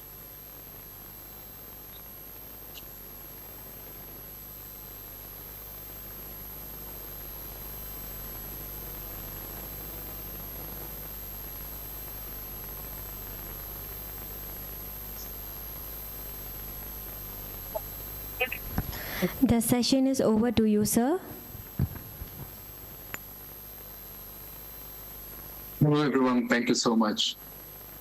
Can you all hear me? Am I audible? Yes, sir, you're audible. First of all, thank you so much, PSG, College of Arts and Science. It is a privilege to be here. And first of all, my biggest apologies that I could not be there in person to meet you all in person, interact with you. And I congratulate my fellow speakers. Thank you for the opportunity. And I think when Professor Mokana called me and she wanted to celebrate this event, especially those who are authors and entrepreneurs, I felt this was very interesting because this is first of its kind. Author and entrepreneurs are being brought into one room and then being celebrated and given an opportunity to interact with the students. These students are tomorrow's leaders, and what better opportunity than this for those who we think that we have a bit of an experience, and who else we will share this experience with other than with the students, who is the future of the nation. Thank you all once again. Thank you so much. I think before we can start, before I can share my screen, how many of you all interested to become leaders in future? Can you just raise hands because I can't hear you much? How many of you all wanted to become leaders in future? Leaders not necessarily in politics, not necessarily in one area, whichever area you feel like. But do you really aspire to be the leader, to lead something? Can I have some raised hands? Very few. Okay. I think I can see a few. I'm glad because leadership is, as I would read a little later, it is one profoundly thankless job. And if you have chosen to be a leader, I think you are in for a really roller coaster ride, which we will talk about it in a due process. The first of all, there was a kingdom. We'll go ahead with a small story. There was a kingdom, and the king became old. And then king called his only son and asked him to take over the mantle, take over the crown. But the prince clearly knows he's not ready for the mantle. And even king knows. So king said, okay, why don't you take a month break, go around, visit the countryside, and try to understand what is the leadership. One question, what is the leadership and how a leader should be? You try to find an answer and then come back and tell me what was your insight. So the prince went on to the the countryside in pursuit of knowing what a real leader would be like. So nowhere he's getting a satisfying answer. So he continued to move on, and finally he reached a village, almost reaching a village. But just before the village, there's a bit of a forest. So he got tired and he fell asleep. When he woke up, he found a big python is standing across him, in the sense that, the basic instinct, a python, when it is hungry, it wanted to have some food. So Prince saw it. Instead of he becoming angry, he becoming anxious, he becoming violent in drawing the sword, he simply stepped back and moved aside, because he clearly understood this python is only behaving based on its instinct and hunger. So from distance, there's an old doctor of that small village. He was watching this, and then he called on this guy and then asked, "Young man, who are you?" Then he didn't disclose his identity, but he said, "I'm on a pursuit to know what a real leader like." "Okay, why don't you just come home?" So the old doctor took the prince to the humble hut of that old doctor. So there were 3 cups of water, and then he said, I have a handful of mud, I have a cotton, and I have a small sugar. Please, why don't you put each one of that into each of the cups?" So the prince put a handful of mud in one cup, a cotton in another cup, and a sugar cube in the final cup. Now the first cup has become muddied because he has put the soil, so the water became muddied. The second cup, the sponge captured the water, trapped it inside, and there is only cotton, which is trapped water. And the third one, the sugar cube got dissolved, and it remains almost the same. So the doctor said, there are 3 types of leaders. The first leader, who bring chaos to the team, who bring chaos to the place. He's broken with ideas. His poverty at his mind is so very visible. And he's not only broken, but he also breaks down the entire team, entire purpose, entire target. These are the leaders who bring chaos. These are the leaders who doesn't have clarity, who doesn't have vision. Now the second cup, he saw the sponge, the cotton has completely absorbed the water. He said, this is another kind of leadership who takes away all the attention, all the good things, all the credit for the work. And he leaves the entire community dry.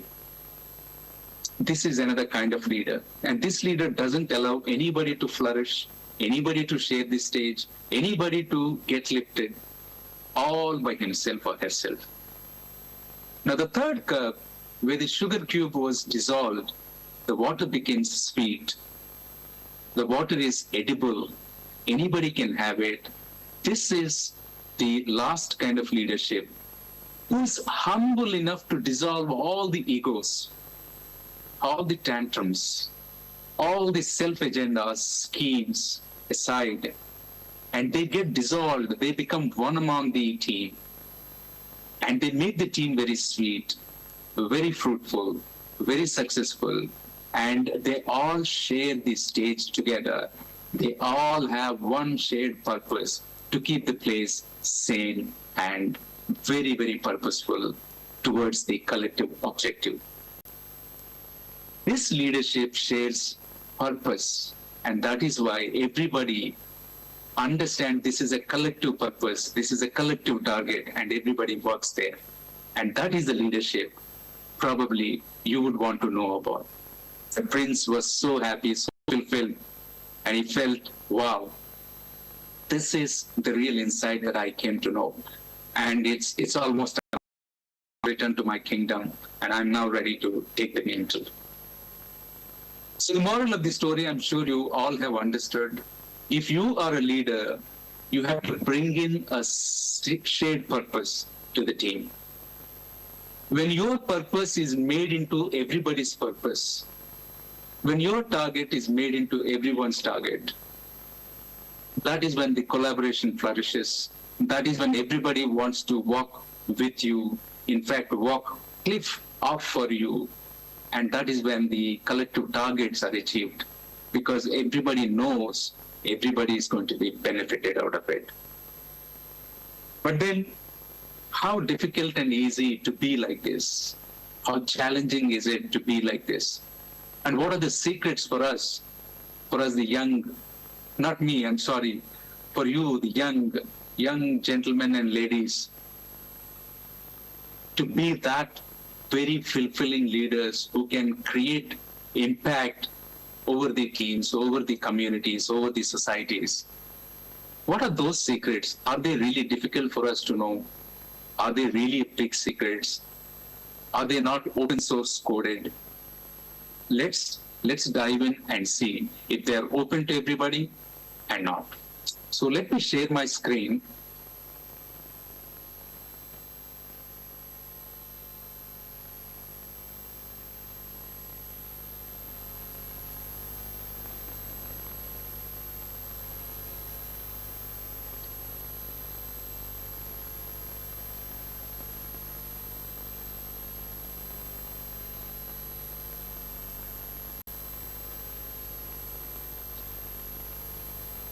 Ms. Mokna, can you confirm that I am still audible?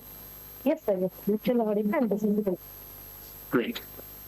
So, the question is, do you still want to be a leader?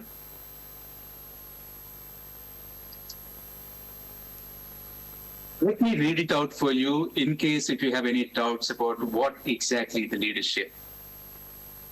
This is not an effort to scare you off, but this is an effort to let you know what a complex thing a leadership is. Leadership is a messy, brutal, unforgiving business, complex to navigate, impossible to please everyone, ruthless to endure, and mercilessly judged by those who you serve. It demands that you be the doer when others hesitate, the servant when others demand, the shield when criticism reigns, the listener when emotions erupt, and the loyalist when the easiest thing is to walk away. You are expected to understand everyone, compromise with no one, absorb the blows, silence the critics only through action but no words, and somehow remain calm, gracious, and super cool through it all. In short, leadership is a profoundly thankless job. But then I saw some raised hands over there, and if many of you still want to be the leader, I must say heartily congratulations. You haven't chosen an easy road because you are signing up for a never-ending battle. Even after reading this, if you girls are ready to do it, let's go forward. Are you guys ready? I hope you said ready.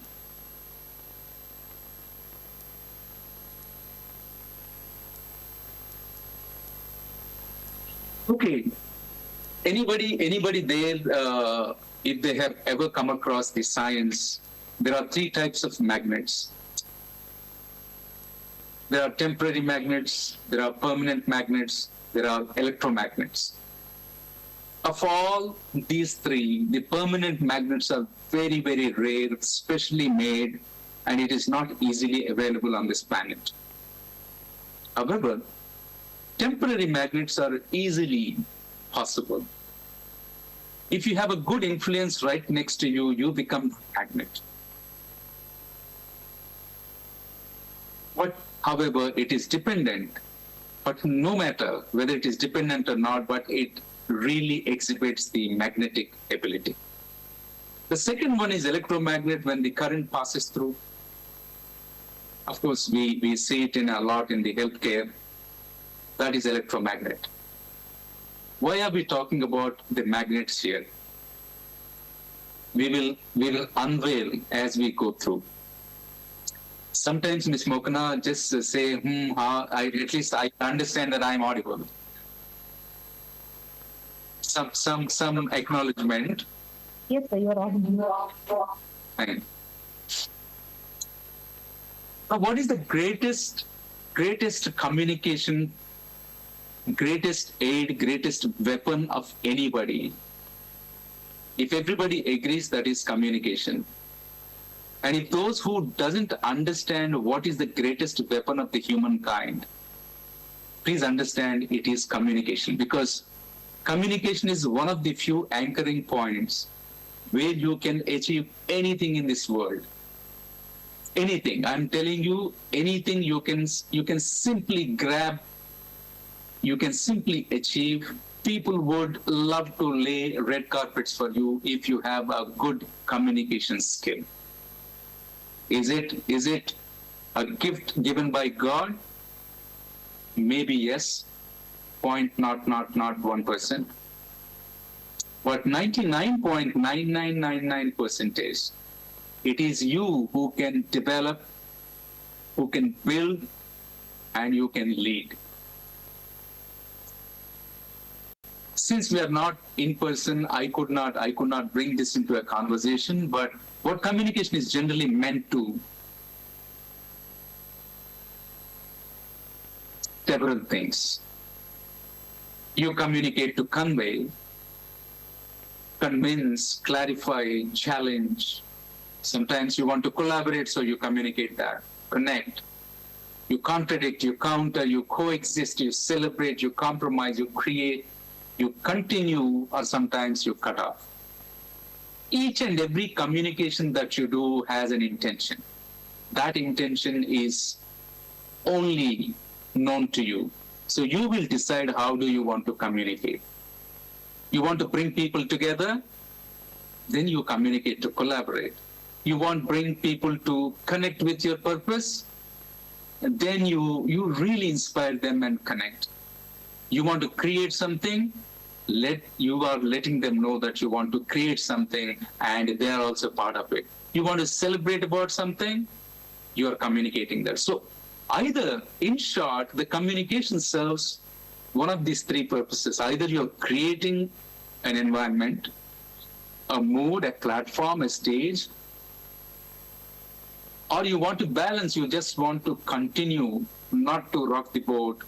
You want to continue, despite you have some misunderstandings, you have some differences of opinions, but you still want to balance, or you simply want to extinguish, stop. Every communication, you have an intention. We all know when we are talking something. But those who doesn't understand this, they just talk like that. Never, ever talk like that. Every time you're talking with an intention, with a purpose. Only purpose is to attract the community, attract the group, attract the people. Why should you attract them? Because you alone cannot achieve everything. The more you attract, the more the powers and possibilities come to you, the more the doors that get opened to you, the more the people that are behind you, the more the powerful forces that support you, back you up. Always you communicate to attract people. Always you communicate to keep the people with you. Always you communicate like the third cup, sugar cube in the water. That is how you should learn to communicate. But communication is better when it is articulated well. Here you are all trying to, you are pursuing English lit. You're pursuing a language, you're pursuing, wanted to become maybe an author in near future. How do you articulate? Because your great communication is great, but then you don't know how to articulate that. Articulate in a way that people perceive you, people receive you, people want to be with you, people want to celebrate the words, the ideas, projects that you bring in. I'm sure you have noticed the world loves those people who can communicate well. And today, just if I take one example, anyway, whether it is in film industry, whether it is in business industry, whether it is in political, those who can speak well are immediately liked. Those who speak well are able to drive their ideas into the others' minds. Articulation is the power of putting through their ideas into your head and making them a collective objectives. But articulation comes from structure in mind. Structure comes from experience. And that is practice, whether it is your work level practice, your vocabulary practice, or the approach. Approach, maybe because of the brevity of time, we'll not be able to talk about it much. I normally, on approach, we do the workshop for 3 days. The body language, how you want to conduct yourself, how you want to be a servant leader, how you want to be one among the people, one for the people, one by the people. This is only by practice. Articulation is pure practice. You just stand in front of the mirror, you just stand in front of your friend, keep on articulating, keep on practicing, keep on speaking about it, without which you will not. But for this, you need to read a lot. I'm sure you are still in that lucky place where you can go to library and read books. Whatever little that I am able to speak today is because of my reading or listening to the stories, mostly from my mother. The storytelling is an art, and it is only by practice. It's not a gift by anybody. You read a lot, you grab a lot by the books, and then you know. You have your communication getting better, your articulation gets better, you know. And you fall in love with it. The more you practice, you fall in love with it. Because you need to speak beautiful, you need to create that influence, and you will end up in creating that impact. But then, remember, beautiful speakers are all not dependable. There has to be consistency, but the consistency, unless you are reputed to be credible, this great communication, this great articulation has no meaning. But how can one be credible? How can one be reputed to be credible? Am I audible, Ms. Mokana? Yes, sir, you're credible. How do you stay credible?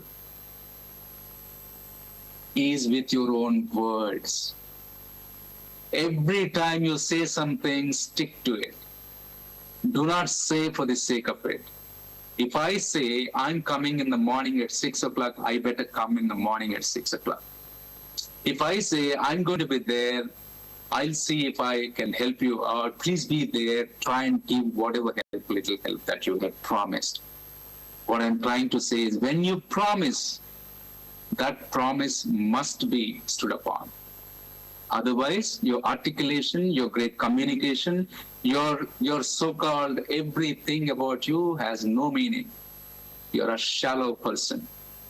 People will not believe you ever because you're just a speaker. You're just a talker in the air. The credibility of a person is built upon the standing on the promise, the level of standing on the promise. Every word that you utter, I've seen hundreds and hundreds of such examples. What happened to my work? I mean, we planned for some work. What happened to the work? Sir, tomorrow it will happen. That tomorrow never comes. Sir, tonight, end of the day. This guy never even tells you what has happened in the end of the day. The society will forgive those who cannot meet the targets. But society will never forget those who cannot communicate about it. If you cannot do a work, I think we should understand. There are cases that we cannot complete the work. There are instances we cannot complete the work for many reasons. But give a heads on to that community, that team, whoever you're working with. Let the person know that probably will not be able to complete the work today. Whether it is your project, whether it is your commitment to join some sports, some clubs, some meeting, some gathering, anything, give them heads up. Do not wait for someone to follow up. Do not employ secretaries around. You own up your words. Owning up your words is the highest importance, and that is when the articulation has a beauty, articulation has an influence, and your communication has an impact on the people. Otherwise, all this is nothing if you do not stand as a credible person. Well, there are 3 top secrets of successful people. We'll not be able to spend much time on this, but definitely, quickly, it is on your choice. What is the choice? Because you are the one who is taking the choice. To be or not to be, to do or not to do. And then how good you collaborate with people. And then how great is your approach with people, with the situations, with the circumstances. If you take an informed choice is knowing everything, trying to balance, trying to weigh in everything, and then taking a call, not just out of rush. Effective collaboration is when, why will anybody collaborate with you unless they also have some part in it? So you always have to create that shared purpose.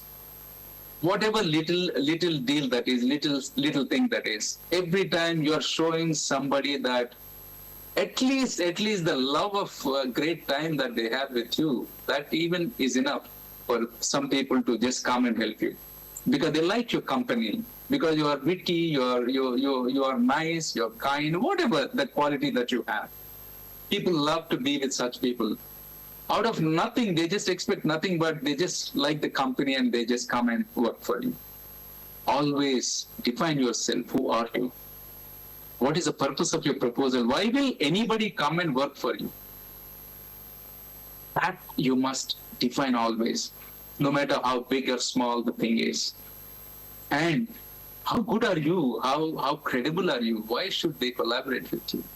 Because everything is boiling down to people. Your communication, who are you doing with the communication? You're doing with the people. Your approach, your choices, everything is boiling down to who you want to work with, people. And people are also just like you, they are also very sensitive to everything. So how sensible you should be. Think about it. Well, then we have, what is a prospect? When you have a choice, you take a choice, and then you act upon it, and then there is a possibility of a result. That is prospect. I always say to as many people that I communicate, the leaders, the students, whoever I meet, I communicate, I address. Your fundamental right is to ask. What you do not have, what you need to have, you have to first find out who can provide that. And you must ask. There is no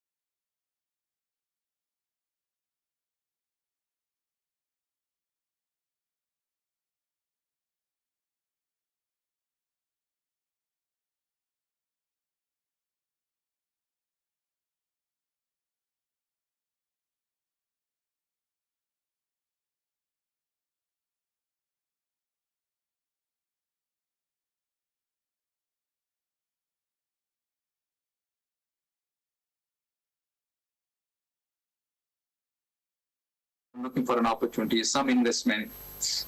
So there is nothing that you can show the shared purpose, but what is the impact that you can create? If you have a startup and if you tell this millionaire who can probably invest in you, if you can tell, so this can impact those people in the society. This can be solution to that problem in the society. Passion, you are passionate about it, and you're clearly showing that little way out, that you have a small idea that can really solve this problem. That is when people come to you and believe, okay, Because people who have achieved much, they wouldn't mind helping people who are talking about impact, who are talking about influence over the society. Unless you ask, you learn to ask, but before asking, what is that equation that you have? What is that strong proposal that you have? What is that credibility that you stand upon? Why should people believe in you? So this is a cycle that you have to, unless you are credible, you cannot ask. Unless you ask, you cannot get. Unless you get, you cannot become empowered. But to your empowerment, you need to know how to keep on collaborating with the people. I think we spoke enough about collaboration. Yeah, that's how it is. Always you have to have your own story. When I ask, okay, introduce yourself, people fail. The most experienced people, whether you are 40, 30, 20, 50, 60, I have seen 90% of them miserable at introducing themselves. You must learn to introduce yourself in a very, very impactful, effective manner. This is the first and foremost principle in your path of success. Am I audible, Ms. Mokuna? Hello. Yeah, thank you. Please, for a moment, I've got frightened that I've been talking to myself. Thank you. You got to introduce yourself the best. You have to practice, because this doesn't come just like that. Whether you are an 18-year student, 18-year-old student, 21-year-old adult, 30-year-old experienced, whoever you are, try to write down your story. Try to make it so very powerful when you introduce. I am so-and-so, I do this, I create this, I build this. I'm passionate about this. Do not just sound shallow. Do not just for the sake of it you just introduce. Introduce with an intention.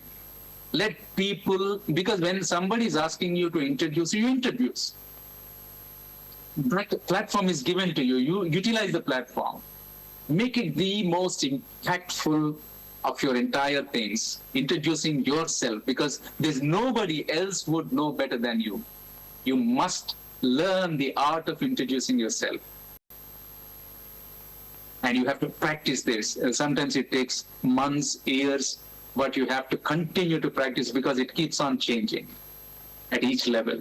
But at this point in time, if you guys are pursuing post-graduation here, learn to introduce yourself in the most profound manner. For that, you have to practice on the paper. First, we talk about it.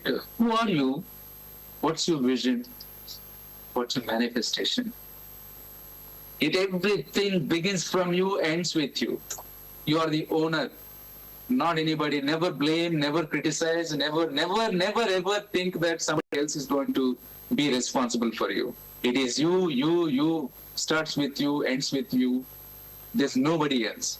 Unless you be that owner of your own actions, your own results, then those people will continue to be miserable for themselves, for the community, because they always think somebody else is responsible. You will know it more when you cross few more years in your career. What's your process? Everything is science. You have to give time. You keep on dwelling upon it. You keep on acting upon it. You keep on choosing upon it. Only then you can at least expect some result. They say shoot for stars. At least you will reach somewhere. Similarly, you work hard. You plan so well. The bandwidth of 10, maybe you can reach 2 or 3. That itself is success. But those who doesn't try anything, just depend upon the luck, just depend upon the people to come and help them. Maybe 1 in a billion get lucky, but remaining will stay miserable. That's your choice. Approach. The greatest language is body language. You don't need to know anything. You don't need to be the greatest, talented, smartest in the room. You have to have that approach. How to read the room. Does does the room requires you to be super talented? Does the room requires you to be so very smart? Does the room requires you to be humble? Read the room and act accordingly. How is the room behaving? Who are there in the room? Are they really seniors? Are they juniors? Are they pursuants? Who are they? Read the room, then you know what to do. Otherwise, there's a big problem. If you do not have right approach, all your special skills will be of no use. They will turn against you. People turn against you. When people turn against you, you're done. You'll move on. So yeah, it starts with you, your vision, and then what's your purpose? Who are the people that you're dealing with? What is your approach? How aware of you yourself? That self-awareness I'm talking about. How effective you can collaborate with people. How are your choices? It's a very, very thin thread, and it is so very difficult to float on. But then, as I said, leadership is that difficult. But those who you want to be leaders, you should aspire to be leaders, but then you have to go through all this grind. Well, Mukna, am I audible? Thank you, yeah. So, my life, if I have to sum it all, my life, I have seen more failures than successes. More failures, literally. For example, when I was like Miss Mokana was, I think, showing that clip, I used to vend on the streets. My first business, I was doing milk packets selling on the streets to the those roadside vendors.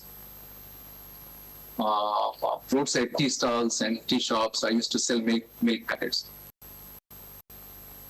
I am bringing one brand, already they are using some established brands. So I have to say, I will give you on credit. And you can give me money after 10 days, after 15 days, or whatever it is. And then I supply the milk. After 10 days, they wouldn't give the money back. They're not that organized. After 15 days also, they wouldn't give. If you stop supply, your 15 days milk supplies money is gone because they will not pay you because you stop supply. It's a vicious cycle. So I think I did about for 1.5 years that business. I've lost a lot of money because I didn't understand. Can anyone tell me, Mokana, if you can help me, if anyone tell me what is sales? I know this is a very different thing, but I mean, you will understand in future, either you know how to build or how to sell. But if you know both, how to build. So selling is so very important, whether you are a businessman, you are a corporate executive, whether you're an artist, selling must be in part of your life. So if anyone telling me what sales, Mokana, if you can please ask anybody. Actually, we cannot take in front of another. What is sales?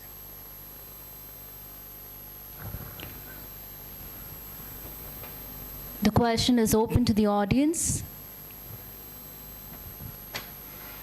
Okay, because I think because of the audio problem, so I think I'll try to wrap it up for you. Sales is, in a very raw term, in a very, very crude term, sales is collecting money.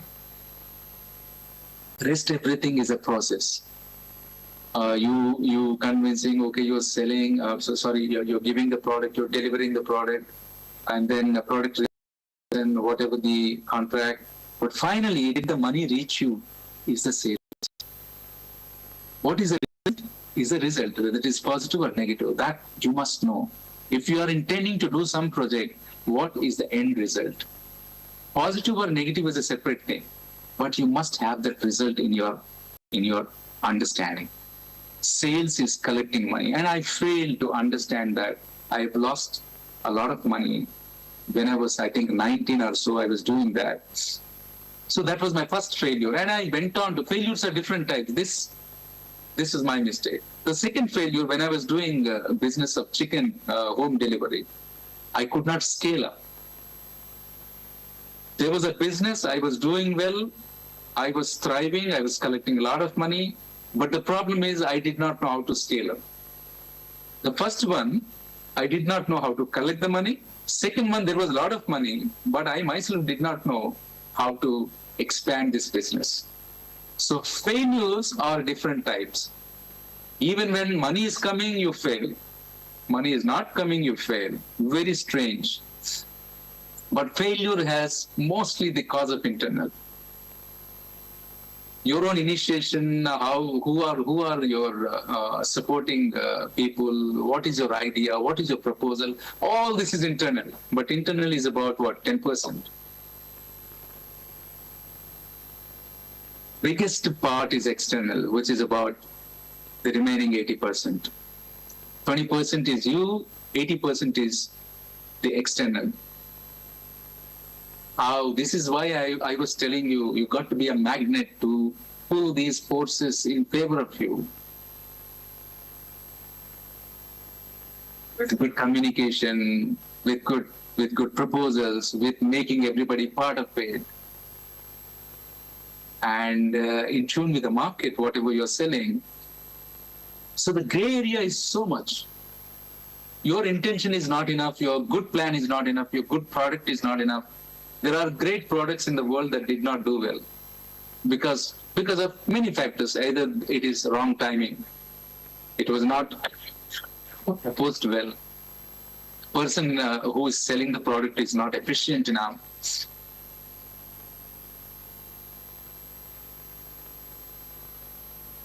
Always, it starts with you, it ends with you. But then failures can be chapters in your book. As many chapters, no problem. Your book can be swelling to this level, the huge level, but that cannot become your story. Remember this. Failures are welcome. You must be able to openly speak about your failures because that is making you a very secure person. Society loves secure people. It is okay to speak about your failures. It is okay to speak about your bad experiences. It is okay to speak about this. It's not a taboo. We don't need to go to gallows and suicide. I mean, the kids are doing all this nonsense. Failure is just a chapter in your story. Failure is not your story. Remember that. And then I was telling Ms. Mokana, how long we have time? 10 minutes, fine. Okay, great. So always it starts with you. How do we actually attract the external part?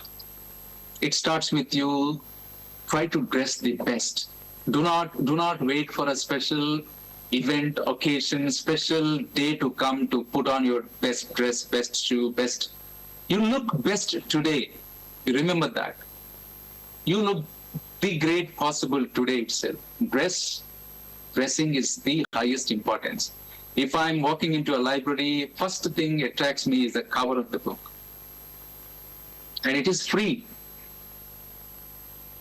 Try to wear the best dress that you have. Try to be hygienic.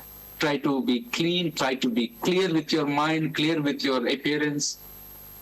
Be intention. I mean, that intention is very important. When you see somebody, those people are very, they have an intention. It is very clearly emitting, that energy is emitting. Dress well, because that's very important.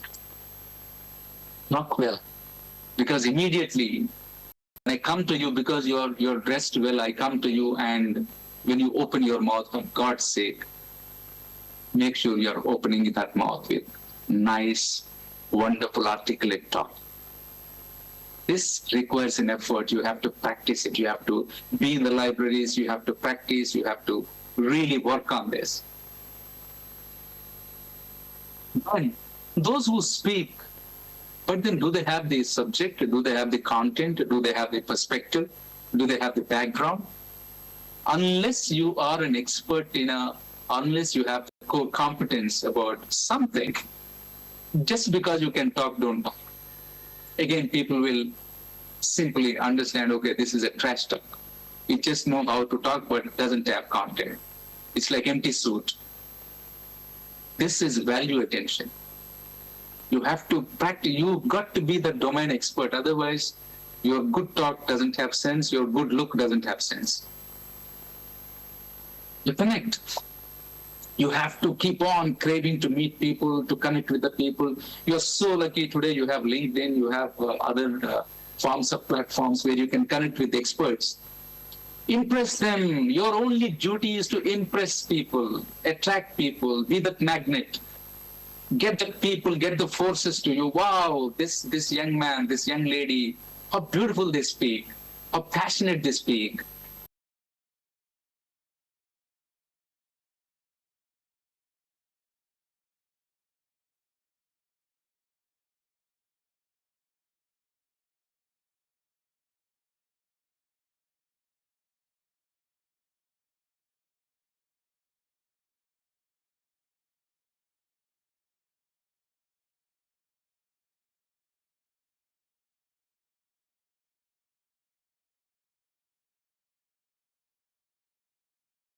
Want to ask 100 rupees to have a biryani, probably you may not get that 100 rupees. But if you are really hungry, really hungry, and you want to have some food, definitely you will get it.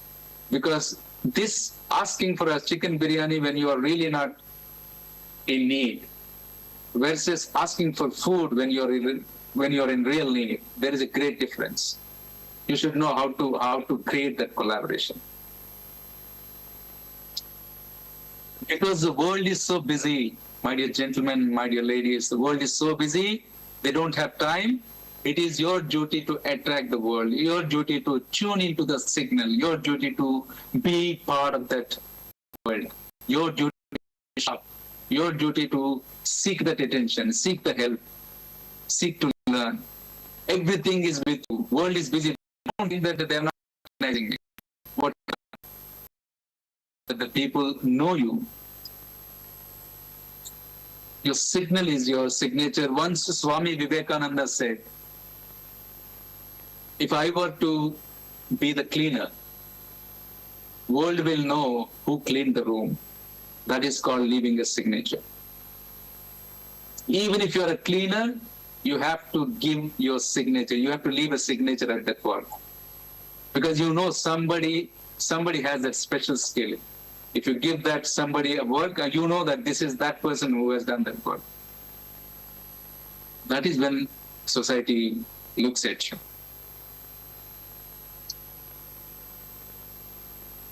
Yeah, this is the magnetism that I was talking about. Because it is very situational. You have to choose the level where you want to be an electromagnet, where you want to be a temporary magnet, where you want to be a permanent magnet. Choose your level based on the situation. But you got to be that magnet to remain successful. Whether you want to become author, entrepreneur, anything that you choose, you got to be that magnet. To be the magnet, I think we have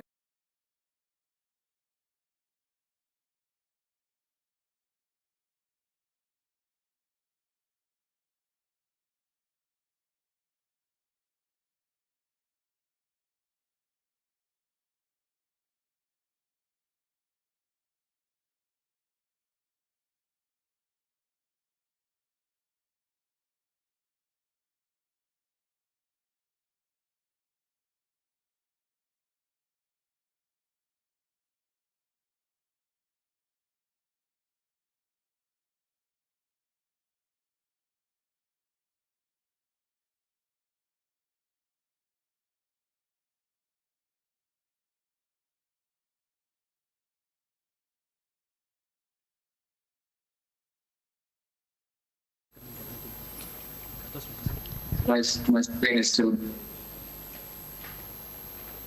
We shall now open the floor for a brief question and answer session. Whomever is asking question, I kindly request you people to come near the podium.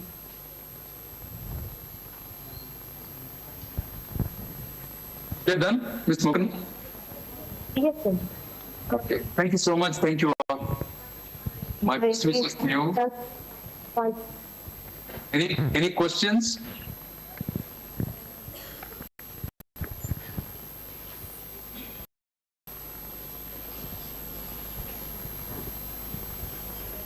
Right. So once we just have a order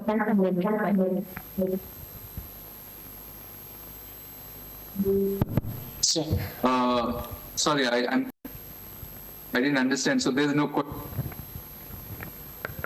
They don't have a question. We just have a. Okay, thank you all, and my best wishes. Good luck. Have a good lunch. I think it's lunchtime. Thank you, sir. Thank you so much. Appreciate. On a concluding note, I take this opportunity to place a record our sincere gratitude to our esteemed speaker, Mr. Sridhar Bivera, for graciously joining us and sharing your perspectives on leadership, types of leaders, and making us understand that a true leader is the one who is humble, successful, and shares purpose towards collective object. You have rightly articulated